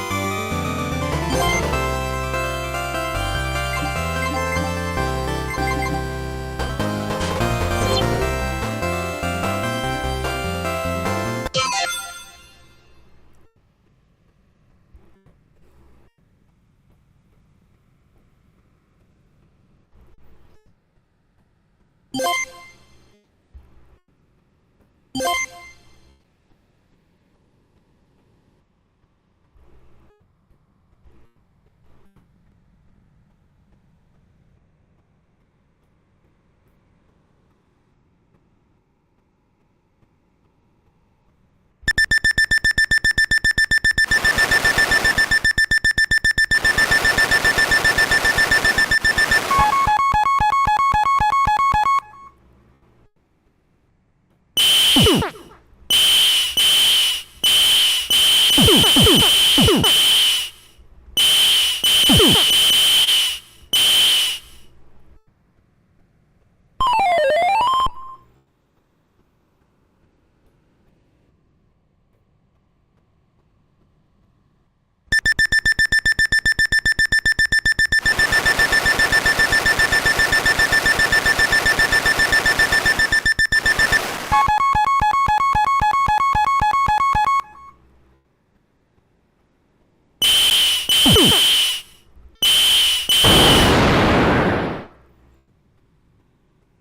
think I was cornered on that one.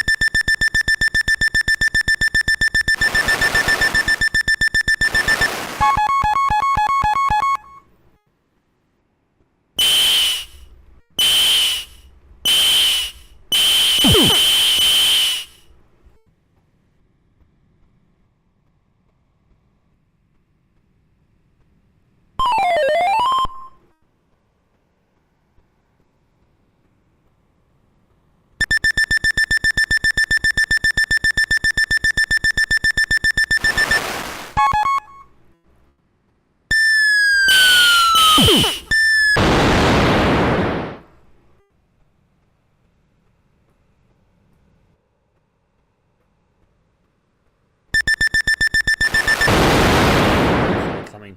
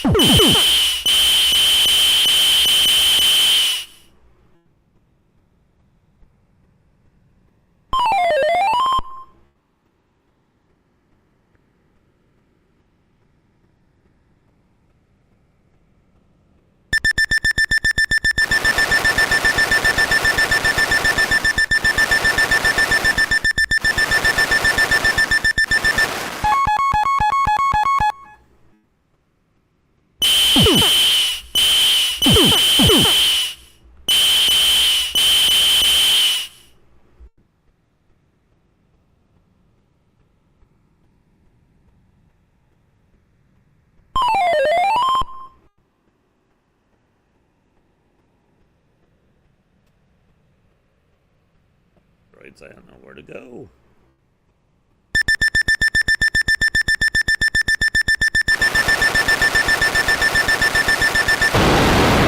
See, it's out of fuel. It's goodbye game over, isn't it? How is that not game over?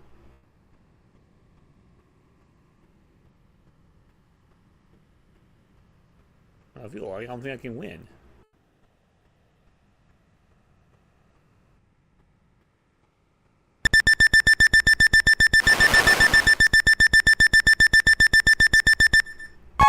That was a miracle.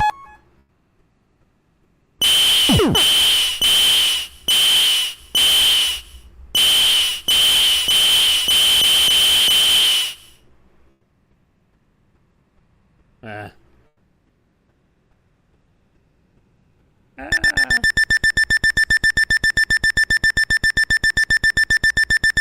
So I'm not an easy one. That was a little unfair.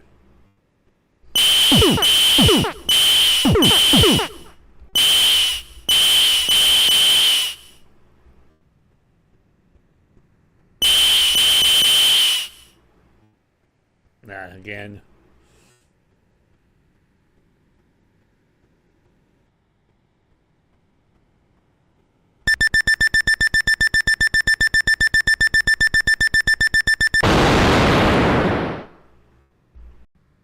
And get the last person.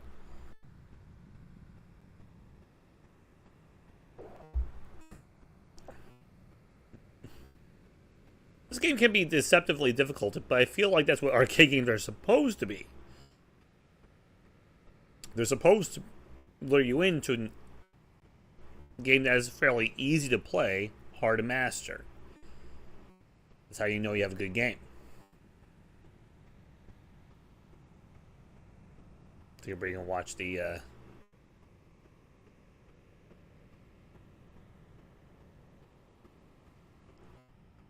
track mode a little bit. And sometimes you nowadays with being able to play these games, you know, at the comfort of your own home, it's still not a bad idea to not skip the track mode if you're new to it, because the track mode will give you a little bit of sense of how to play. That's kind of one of the jobs of the attract mode. It's trying to get you to play, in some senses, how to play. So you go in and you know what you're trying to do. It's not trying to rip you off. I mean, you're paying a quarter to play. A quarter is a lot more, you know.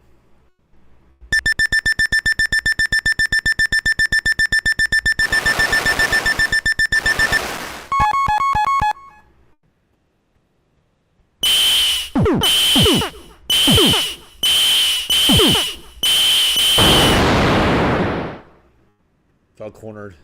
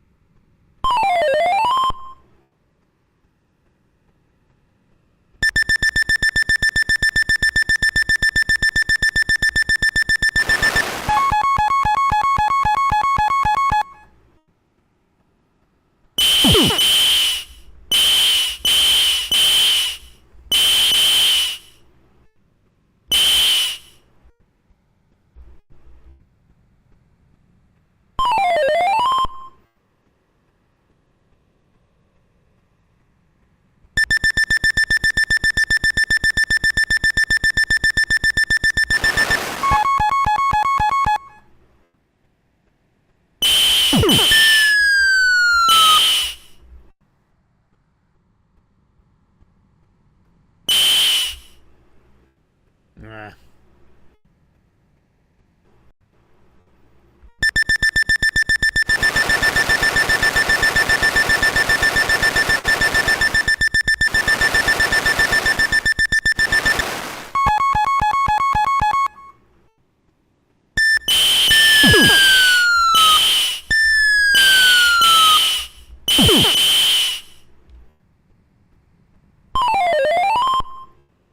Save 3 so far. So we can get the last one. For kicks and giggles.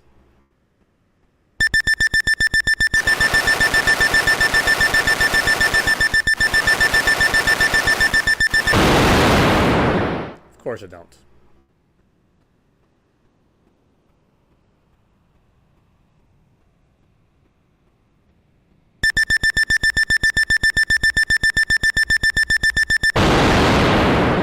Yeah, that was cornered. I thought I didn't see I didn't have any fuel left.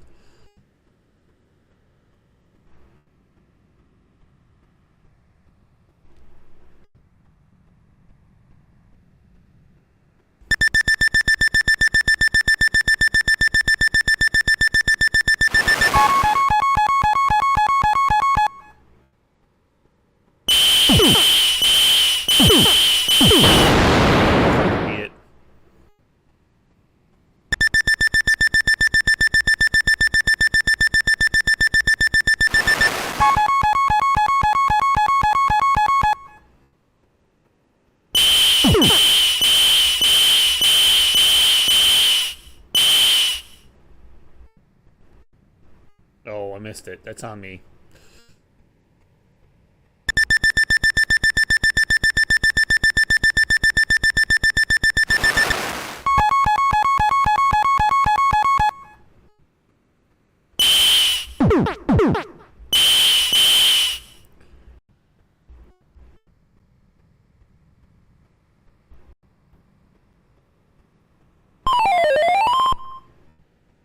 Finally got one rescued. One.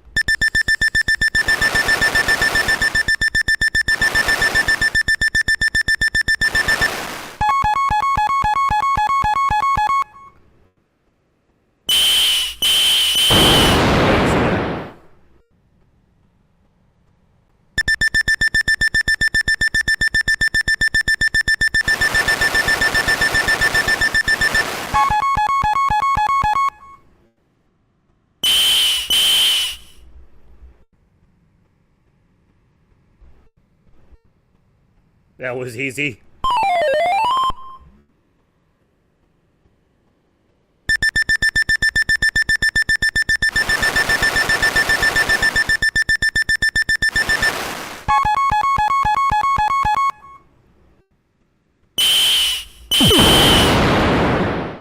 Did not. I thought I was going to shoot down that bullet. Somehow I didn't. I don't know how that missed. We do have enough time for another game.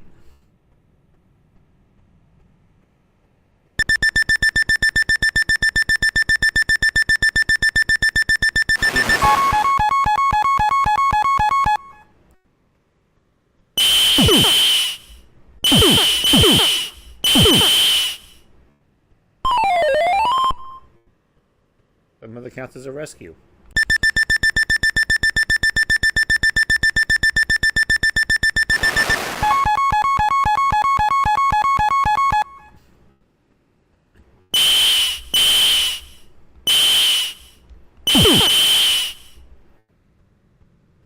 Nah, too far.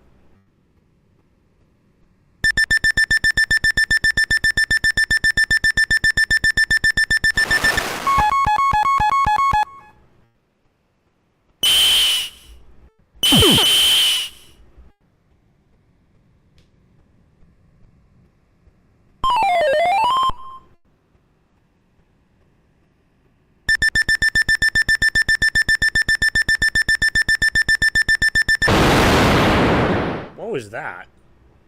I didn't see that.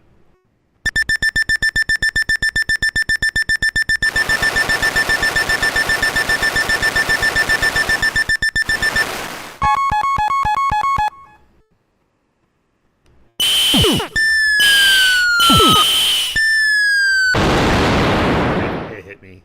I was trying to get out of the way too. I thought I was out of the way.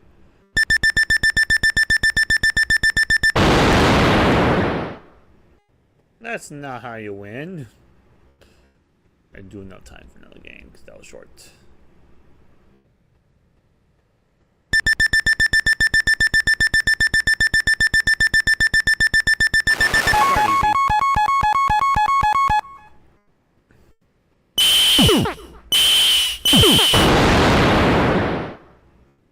Yeah, it's not how you win either.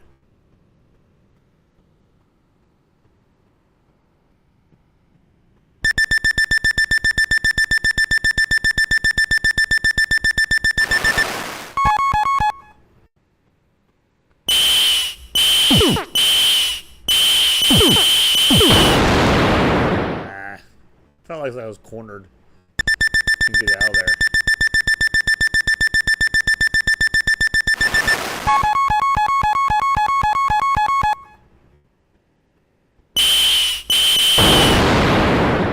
Again, I thought I could knock down that bullet.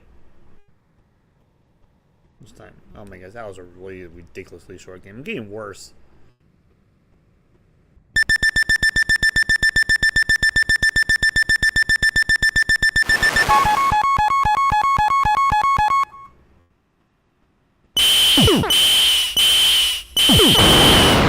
That happens.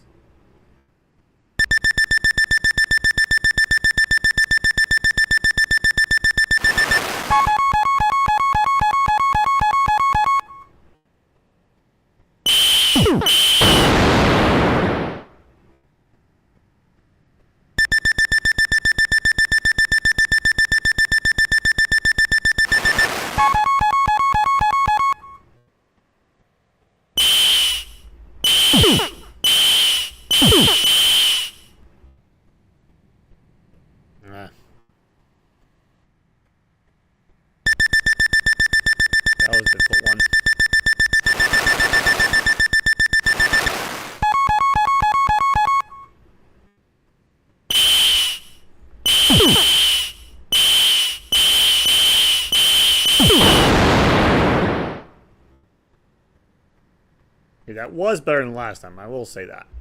Last game. We're not going to have time for more.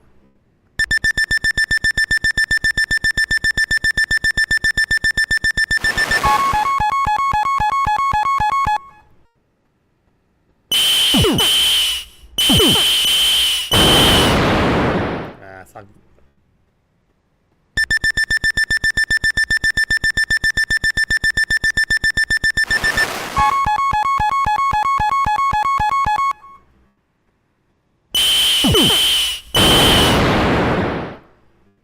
This might be my worst game, and that's how it ends.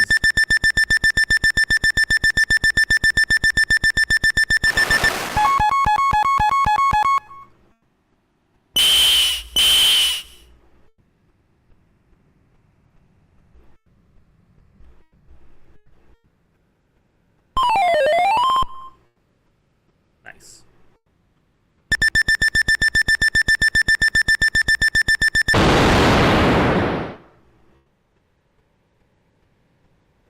Yeah, that was not a good playthrough. That was not smart on my end. I will confess to that.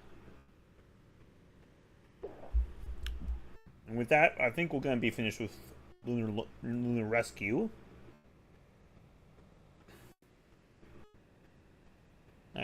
Yeah, the rest of the games are going to be on the Atari 2600. We're going to conclude there. So, one final 3-minute break.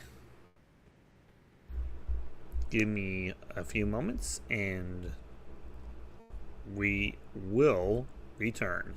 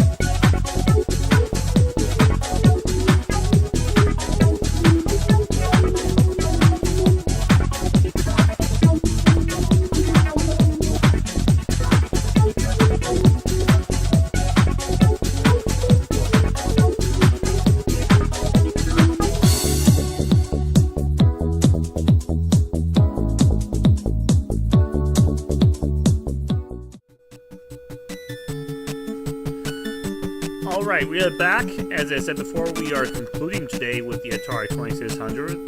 This time with slot machines. I'm not going to spend a ton of time in slot machines, you can tell by the timer.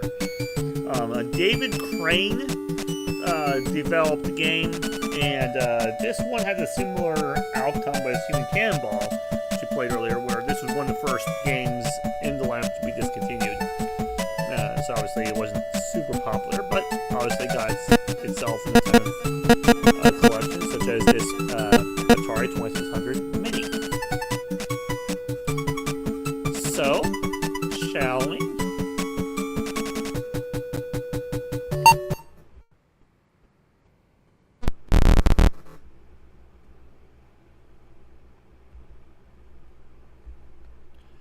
I think it said you can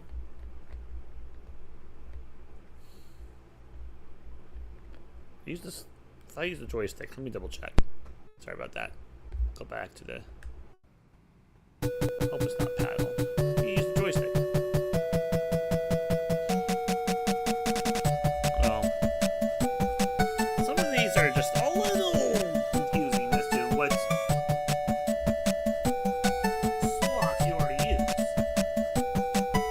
Here you're supposed to use the right one. For reasons I have no idea why. Okay, that's fixed.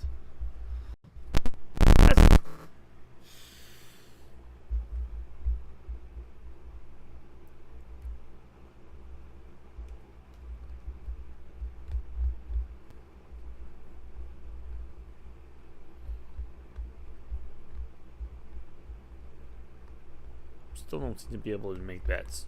What's wrong with this thing? Start the game. Back to the right one.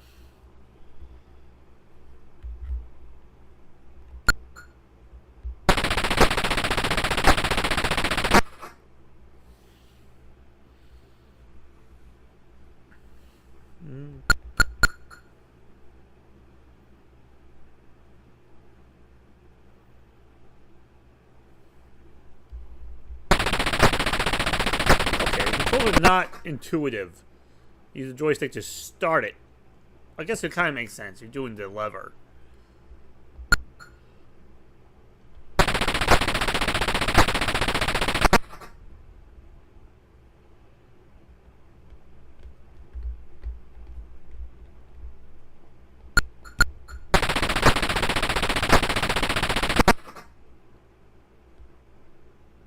Most of the point where I'm just going to do ones and twos.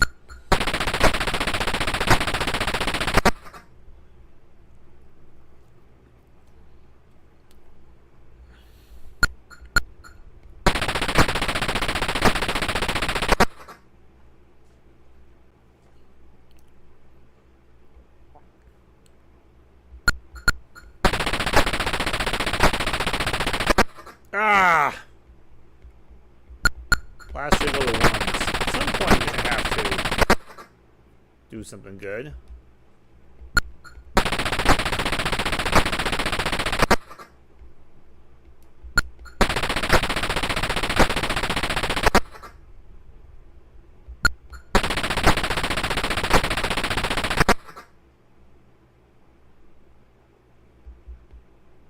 Oh, you do have a limited number of times you can do it. I see.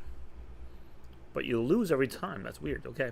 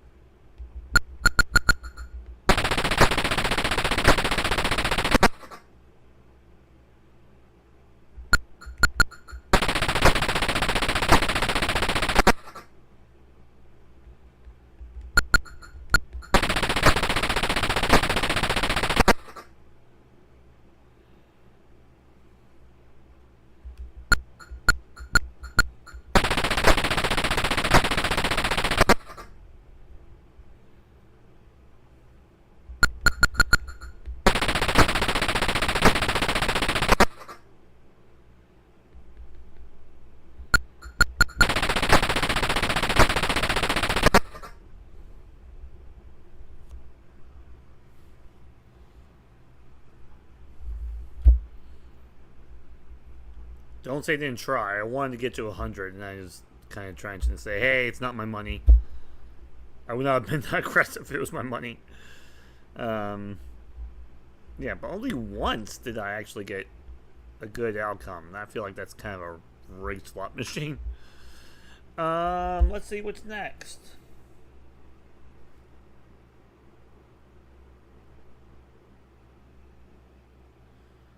What's next is video chess. This I'm not looking forward to because I stink at chess. I don't know what I'm doing with chess.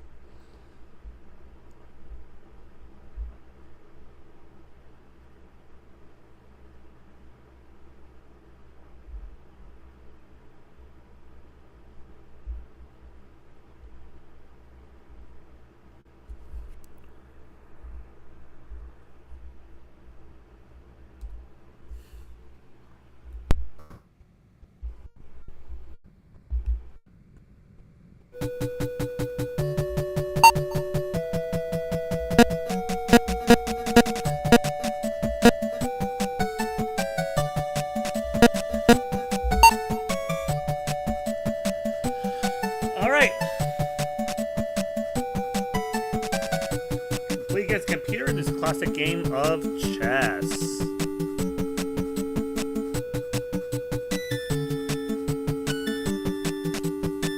Game number 8 is for beginners. Okay.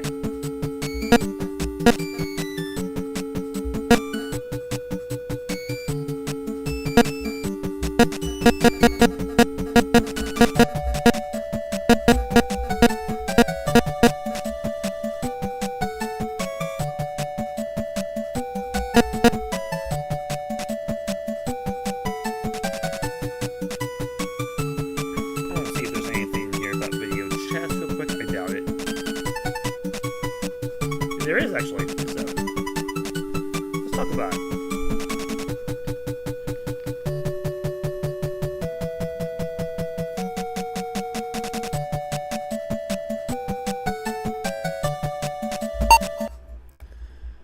All right. Excuse me. Supposedly, Atari wasn't planning on releasing a chess game for the 2600 at first, but the original box art for the video computer system showed a chess piece. This reportedly caused a man from Florida to sue Atari because there wasn't a chess game available, even though it was depicted in the box.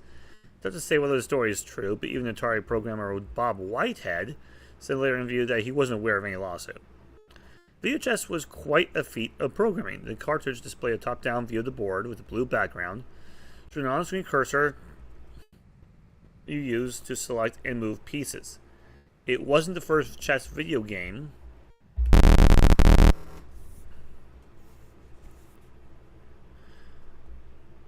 That goes back decades to mainframes. But it was the first one you can play on a screen without a personal computer. The hardware's constraints made programming AI difficult, as there were a limited number of processor cycles available in between screen draws. Because chess is a game to be played slowly and methodically, programmers Larry Kaplan and Whitehead could burn a lot of CPU cycles just by blanking the screen and letting the human player wait while the computer decides its turn. As for the graphics, the chess pieces had distinct lines in them. That's because of the trick Whitehead developed called Venetian blinds that lets you display up to 8 sprites in a row instead of just 6 by alternating between 2 sets of scan lines. The game supports all the usual chess piece moves, including castling and en passant. There are 8 difficulty levels you can choose from. The higher the difficulty level, the longer the computer will take to figure out its guess move. Being Atari 2600, that could take a while. Level 1 could take 15 seconds, level 2 30, level 6 takes a sluggish but still doable 12 minutes. But level 7 takes an astounding 10 hours per move. Level 8, for whatever reason, is the beginner mode. The computer only takes 10 seconds. Initially, the tight programming cycle video chess led Kaplan to develop the bank-switched ROMs for the 2600, which let programmers overcome the hardware's 4 kilobyte limitation. But Whitehead was ultimately able to fit into this game to 4 kilobytes, so the shipping cartridge didn't need the technique. Perhaps the strangest thing about video chess, despite all the above, is that it's a one-player game. A two-player game of chess would seem natural inclusion because every 2600 game can use joysticks. Nonetheless, video chess is playable even today, even at least as long as you are not in a hurry to finish the game. It's deliberate. The joystick and button doesn't respond so quickly as they do in 2600 action games. And in flashing colors, while the computer is thinking, seem as though they could trigger seizures in some people.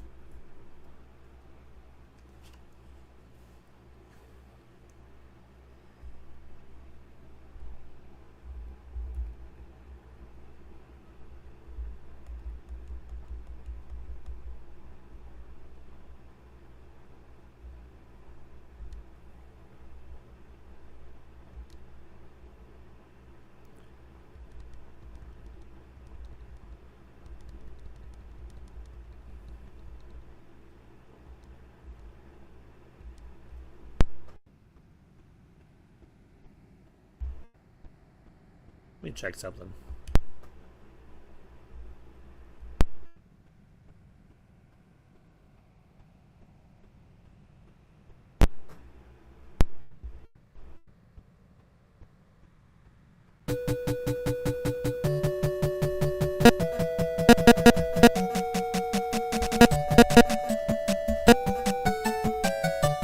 Left. Of course, it's left. One moment.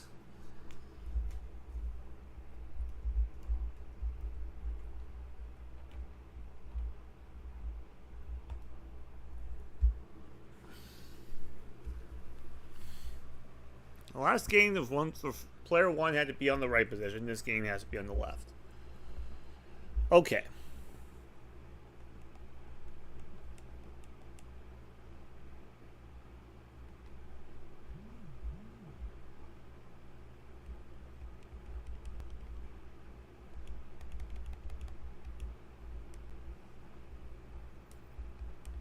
Can I start the game?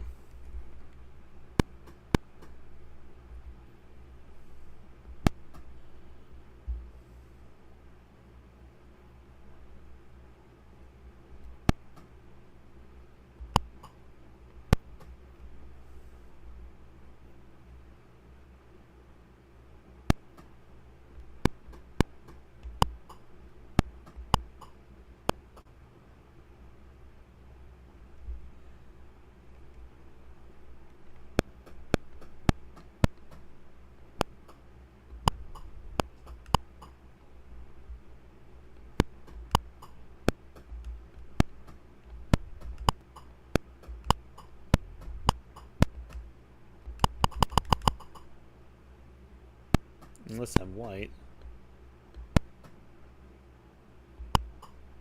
I'm white, apparently. Okay, I thought it was the other one. That cursor, that kind of throws me off. You know what? Yeah, let's do that.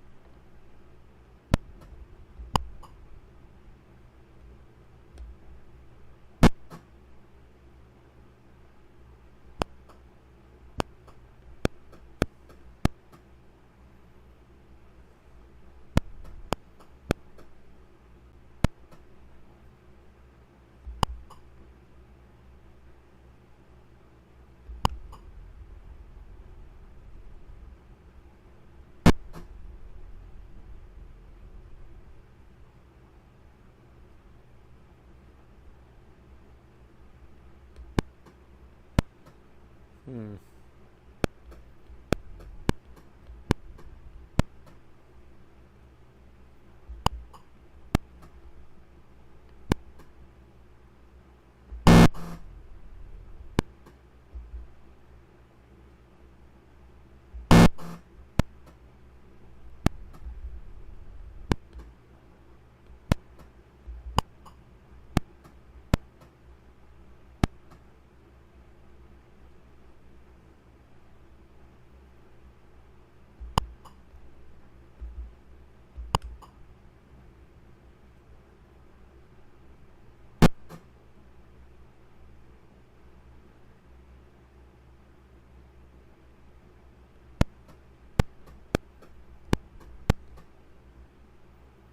Hmm.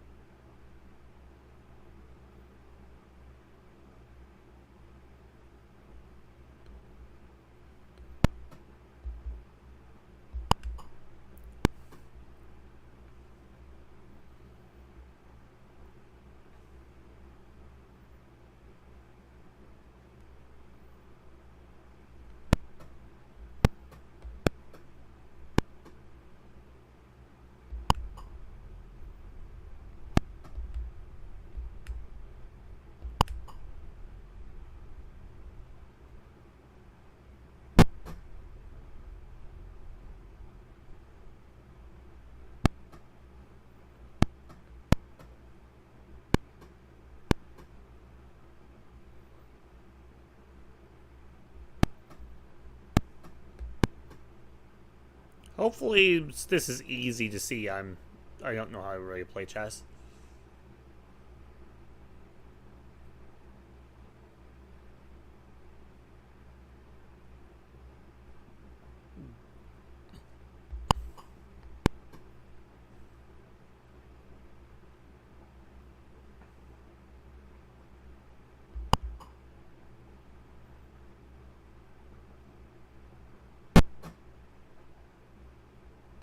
Ooh.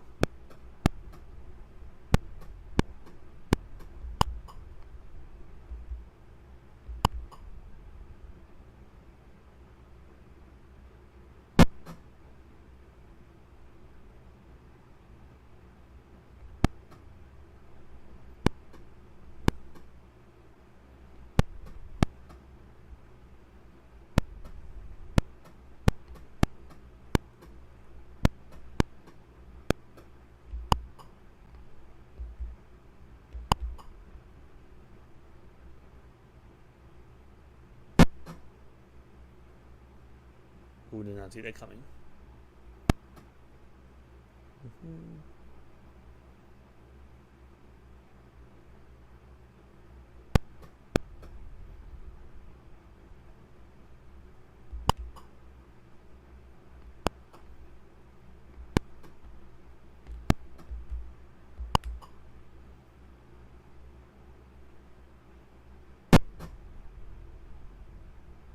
Well, how do you get it?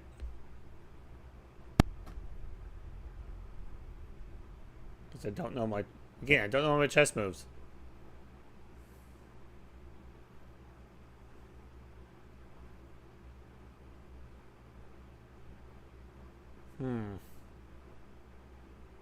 Not liking where I'm at.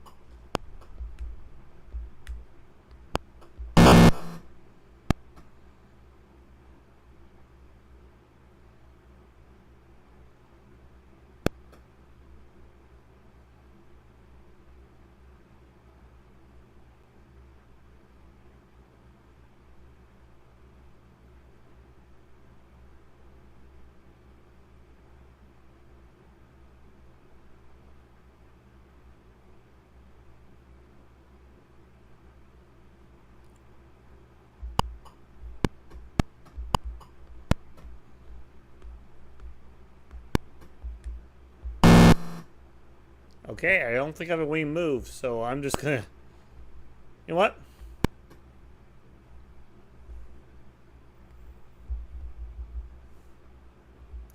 I'm just gonna start a new game.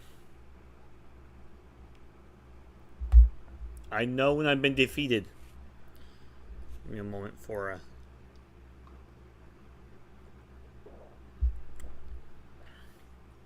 quick drink of soda.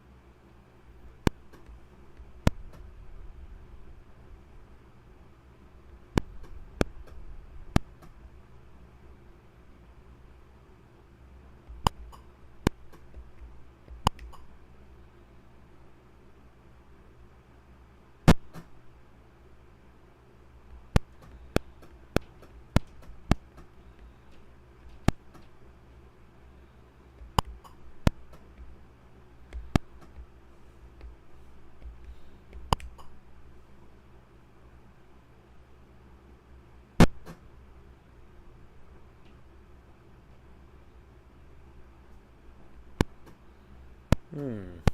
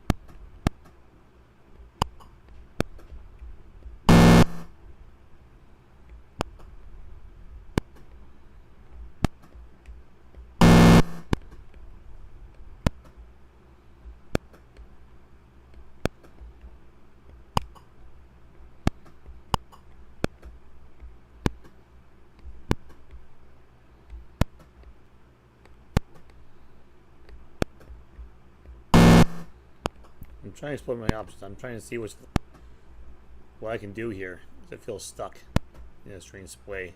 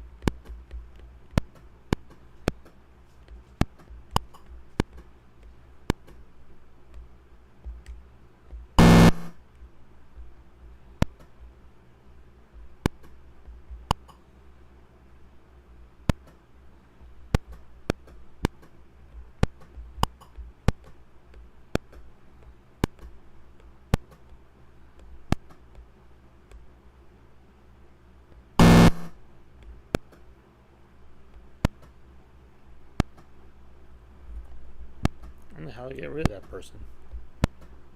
The queen?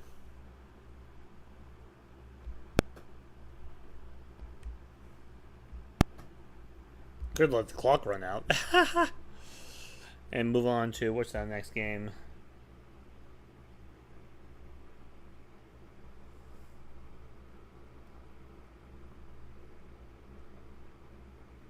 We only have 2 left. The next game is bowling. That's right there. And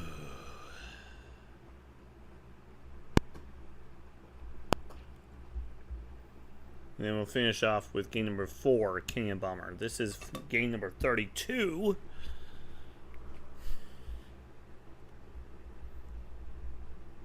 I'm feeling like waving the white flag. I am stumped. Dead serious. I don't know where to go.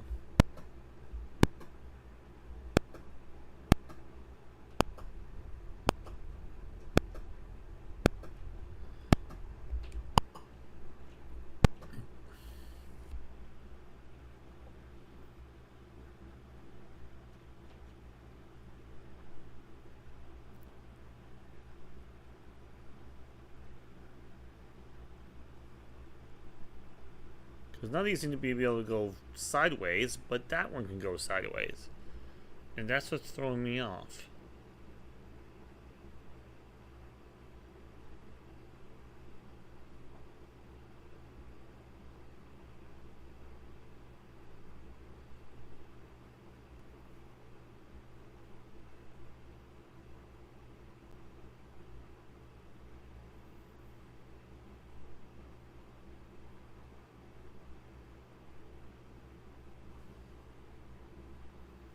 There's dangerous. I haven't really penetrated. I don't really penetrate the other side's defense in chess. I normally play defense myself because I don't think beyond a half a turn on what I should do in chess. Half the pieces, I'm like, what am I supposed to do? Now, I have friends who would probably... I mean, go do this, do this. Again, this is the beginner mode. Okay. I could do the mode number 7 and then just do one move and call it good. We're not doing that.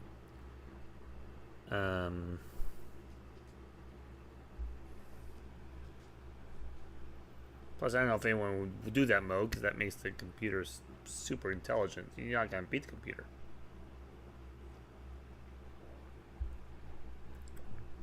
It's having to think about it, pretty much every single possibility.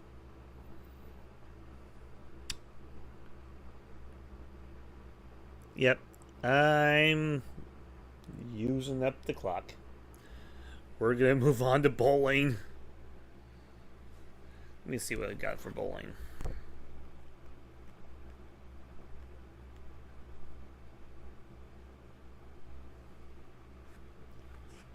Okay, bowling.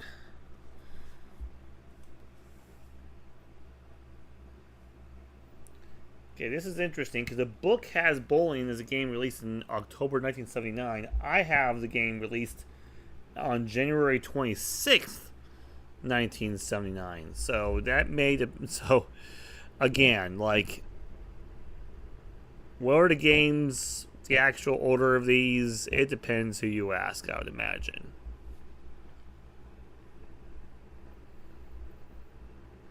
Here's a little bit on bowling.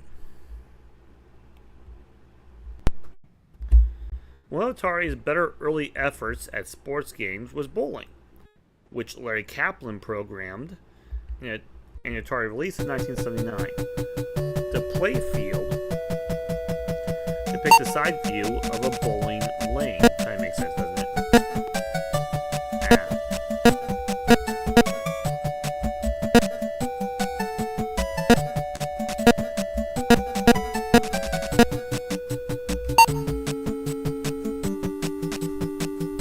The player stands on the left side of the screen and bowls to the right towards the 10 pins.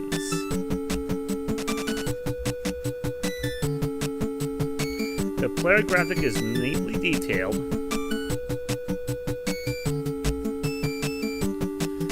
Instead of a thin rectangle from prior paddle-based games, or even a color oversized character from Outlaw. Bowling depicts the player from head to toe with silver colors, and employs multiple planes of animation to render his movements. The shoes are just black though, there is enough memory and resolution to depict the famously garish footwear commonly found in the bowling alley signing desk. You control the player by moving up and down before pressing the button to throw the ball. The game mimics the rules of real bowling closely, even down to the symbols on the scoreboard card. Extra game variations let you steer the ball just once in either direction, steer it up and down as much as you want, or don't let you steer at all. In the latter games, however, you release the ball is how it travels down the lane, in a straight line and without any English. A difficulty switch position makes it tougher to score a strike or a spare. Bowling plays quite smoothly on the 2600, and the game handles many of the details of the real sport correctly. The memorable low-pitched bleat of the ball rolling down the lane to the right sounds nothing like the real thing, but somehow conveys the process nonetheless. With enough screenplay time, it's easy to learn how to repeatedly pick off strikes and get close to a perfect score of 300 merely by timing the sounds of the bleats and curving the ball from near the bottom of the alley towards the center. Even the model physics may leave something to be desired, for casual play and Neil's experience it is pretty challenging for most people today. At the time, it was even more practical than the oversized tabletop toys, such as the 1978 Marks 300 series electronic bowling game, or the 1979 Tommy Strolling Bowling that unfolded and sat on the floor for stand-up play. All told, the cartridge is a faithful translation of the sport, making good use of the 2600's hardware and what Atari programmers knew about the console at the time. When I was certain my own introduction to the sport, the cartridge led to more sophisticated takes on other systems, such as the 10th frame on the 16-bit Atari ST, and touch-based iterations like PPA Bowling Challenge on the iPad. But in 1979, you generally had to play skee-ball in an arcade or amusement park to get a compatible experience. Bowling on a television screen was a novel thing indeed. It truly is. Let's play.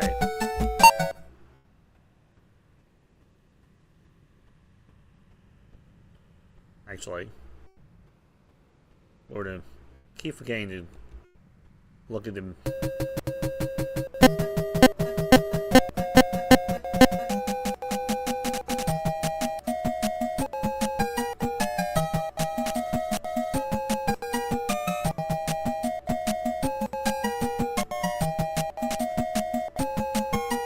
Go do one.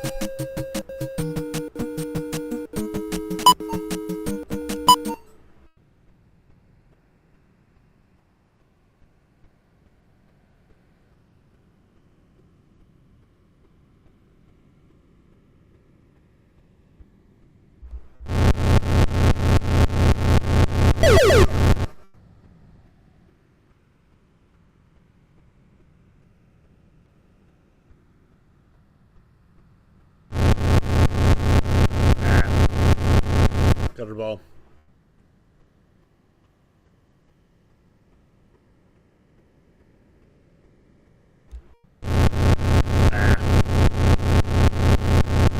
Gutter ball.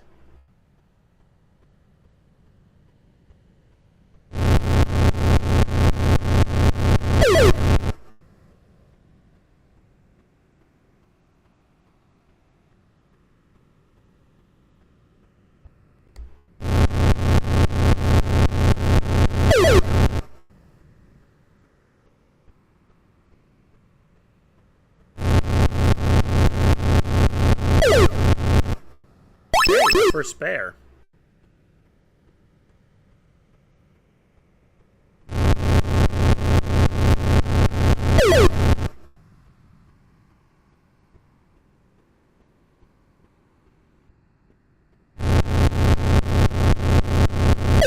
Oh. Wow.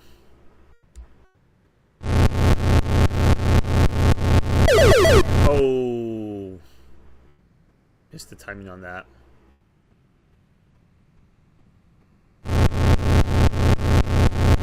Yes.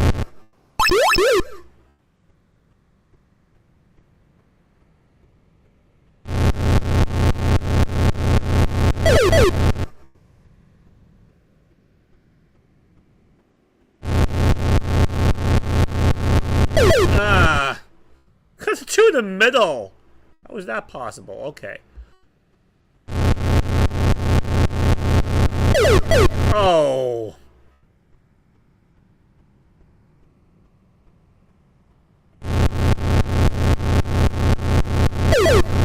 Easy spare.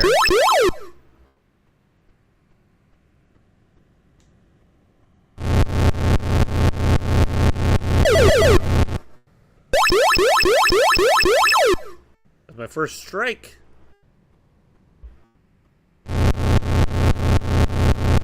Another strike.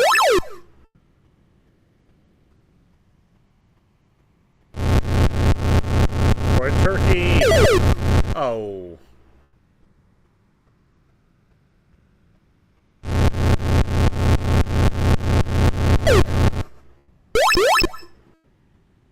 A spare, and we got the last throw.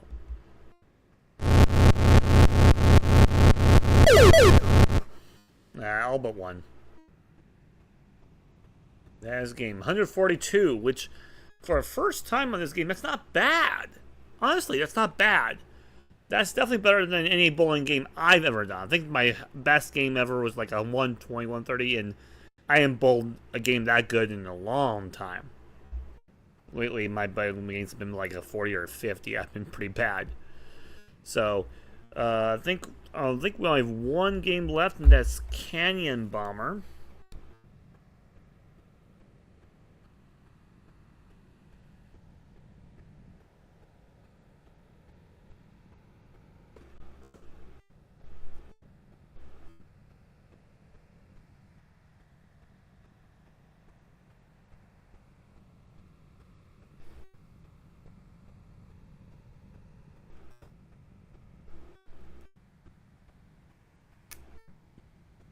Let's see if there's any like actual stuff about it. No, it's mentioned in the book, but it's not.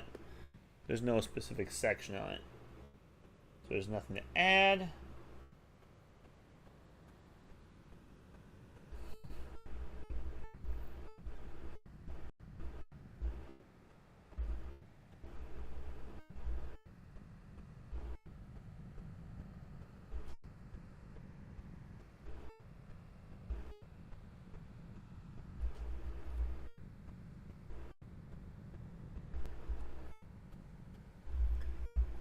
This is going to be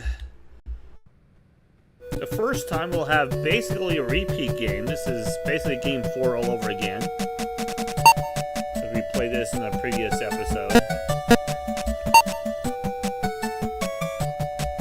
And it's a paddle-based game. That's interesting.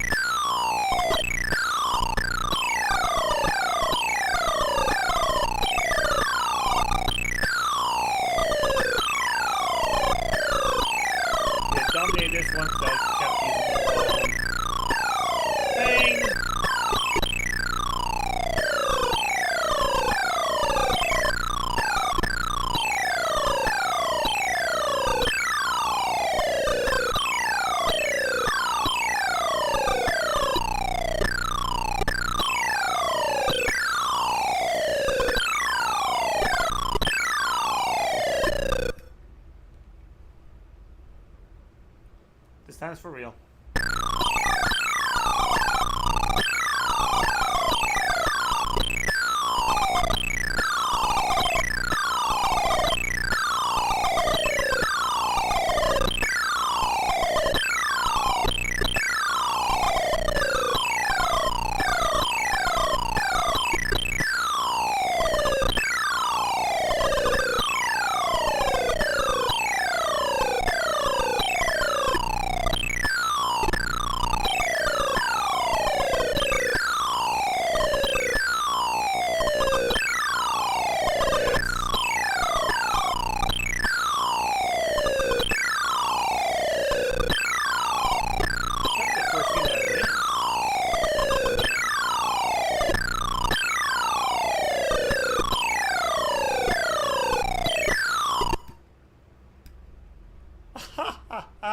I think it was the first game I ever won of King Bummer against the CPU. I won by 7 points. Is that right? Wowza.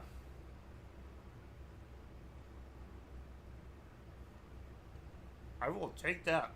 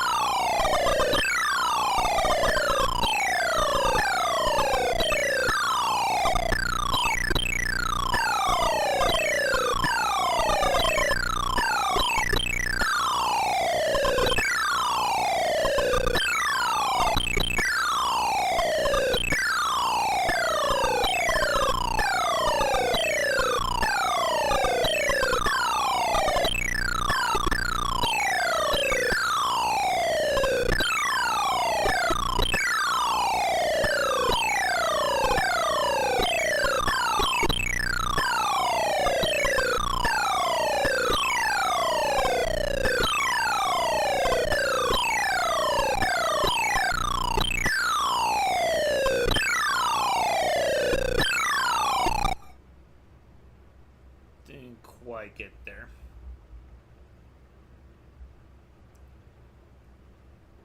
I think it's time for maybe one more of those games and then we'll move on to another mode.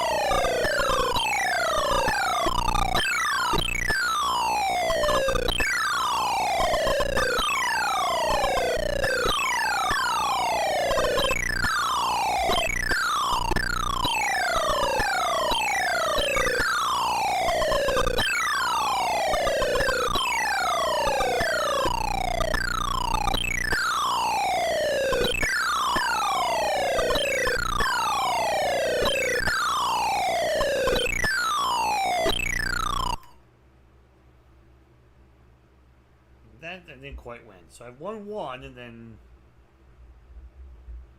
Yeah, let's change modes.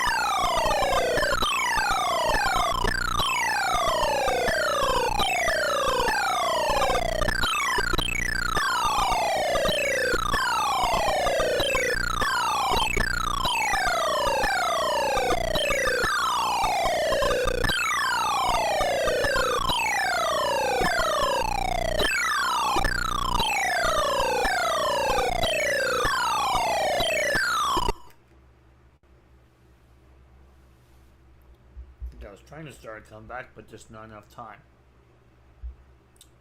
But we have time for more.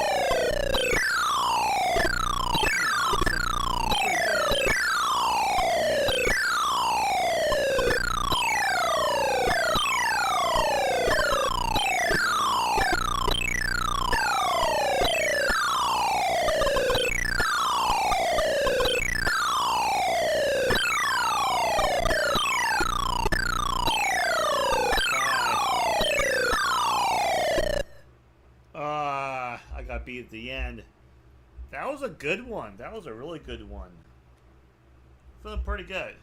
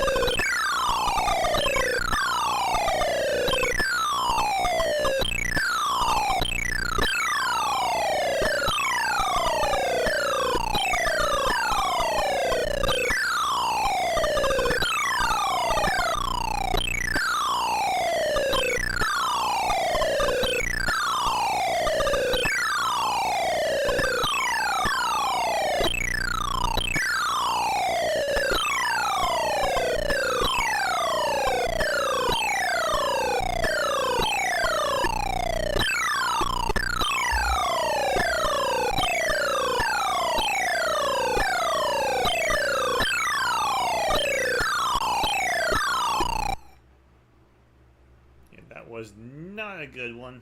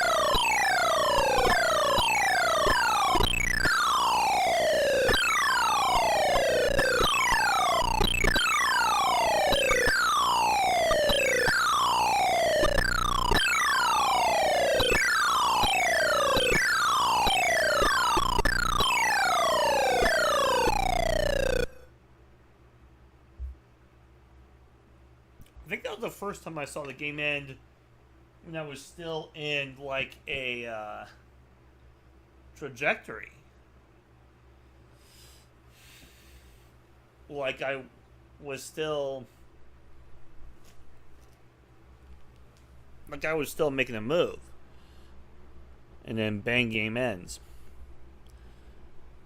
So I'm at least happy I got a win against the computer. These computers just kind of, they're surprisingly good for these games' ages. I think it's game 7, is that right?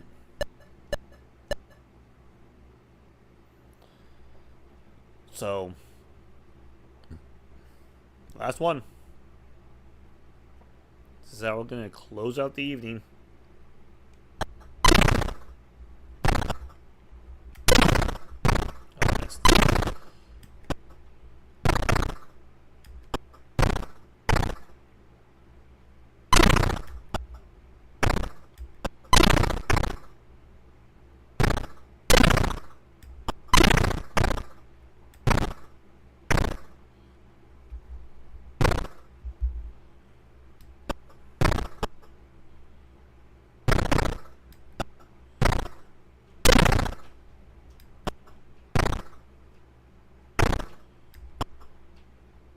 Missed.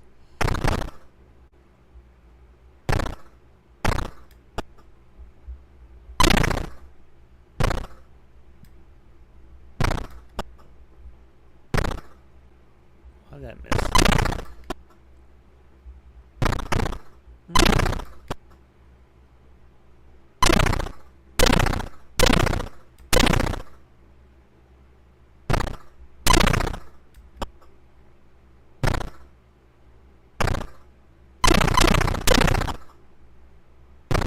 Oh, how'd that miss?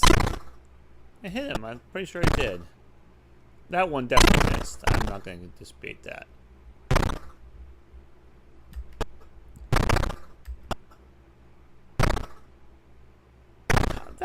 That hit him.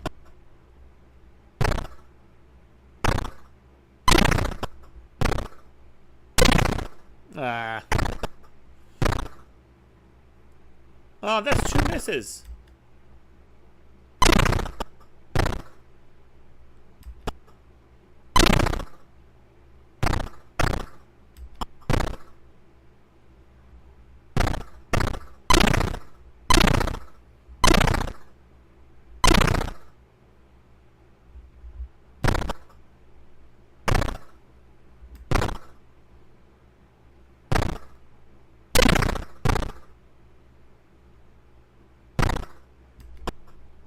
Ah.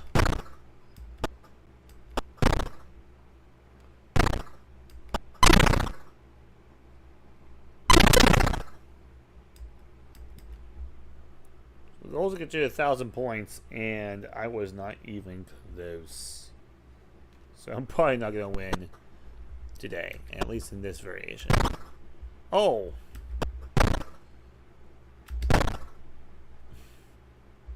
Man, it's precise.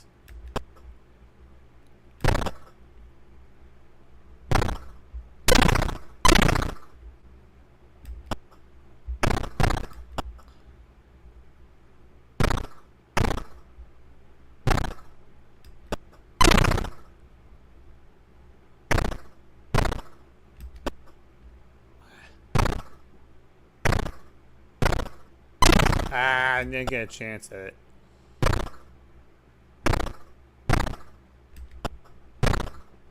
Oh, how'd that miss?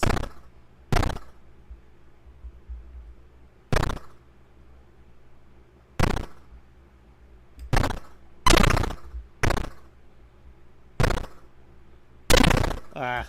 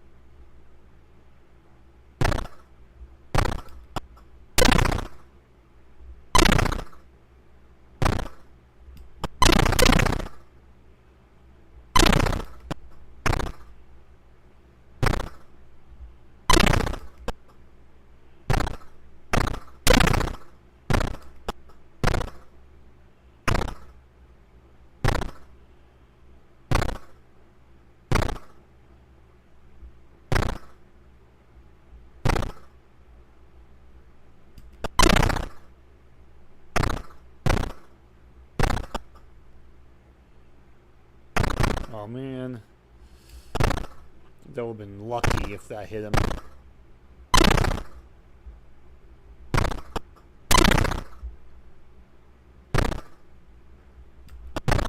Nah.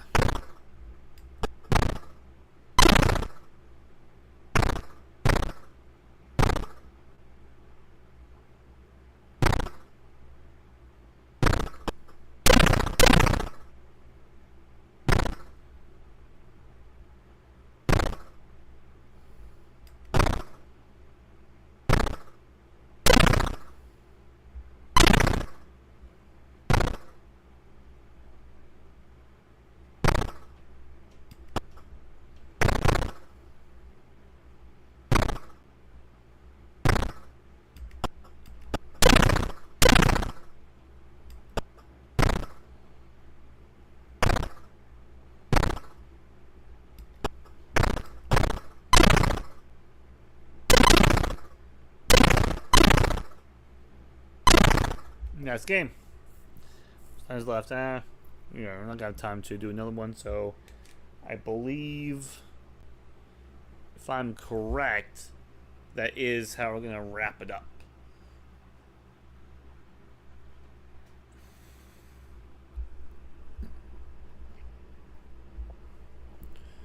I just want to double check.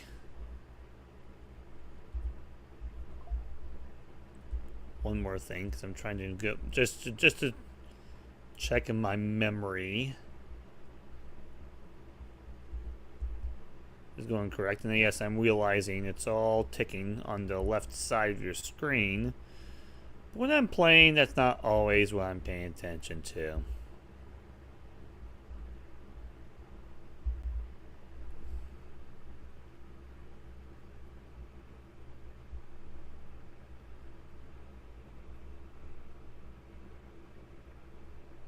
So, if we're concluding with this, then Skydiver we will start out with on Monday, followed by both of the Asteroids games. I'm just double check on that.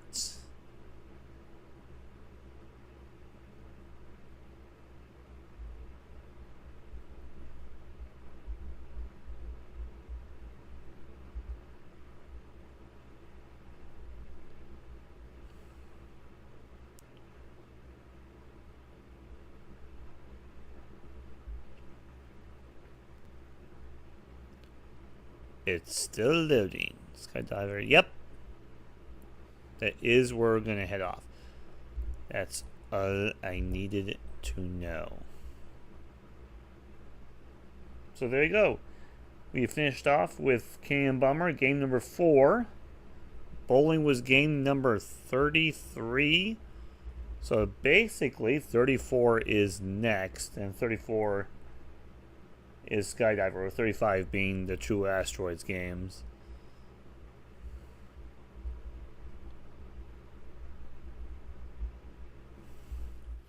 So,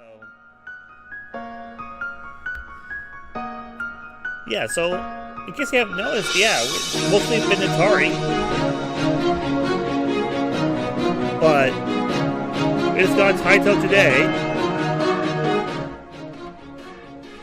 and next stream, Activision enters the fray, and I believe the stream after, we'll start to see Midway. We're going to start to see Namco. We're going to see some more. I'm going to see some more variety in terms of different companies, different philosophies, different styles. But also working against the limited capabilities of the late 1970s, early 1980s, and see how much they can get out of it. So it's something that's very fascinating to meet. We are now to our normal schedule. No more Saturday afternoon stream, providing what happened this morning doesn't happen again. So Monday, 6 o'clock, we are back at 6 p.m., I should say. And then same time on Friday. We'll hope to see you there. God bless. Until Monday, catching the flip side as we are 967 games away from Sonic Adventure 2.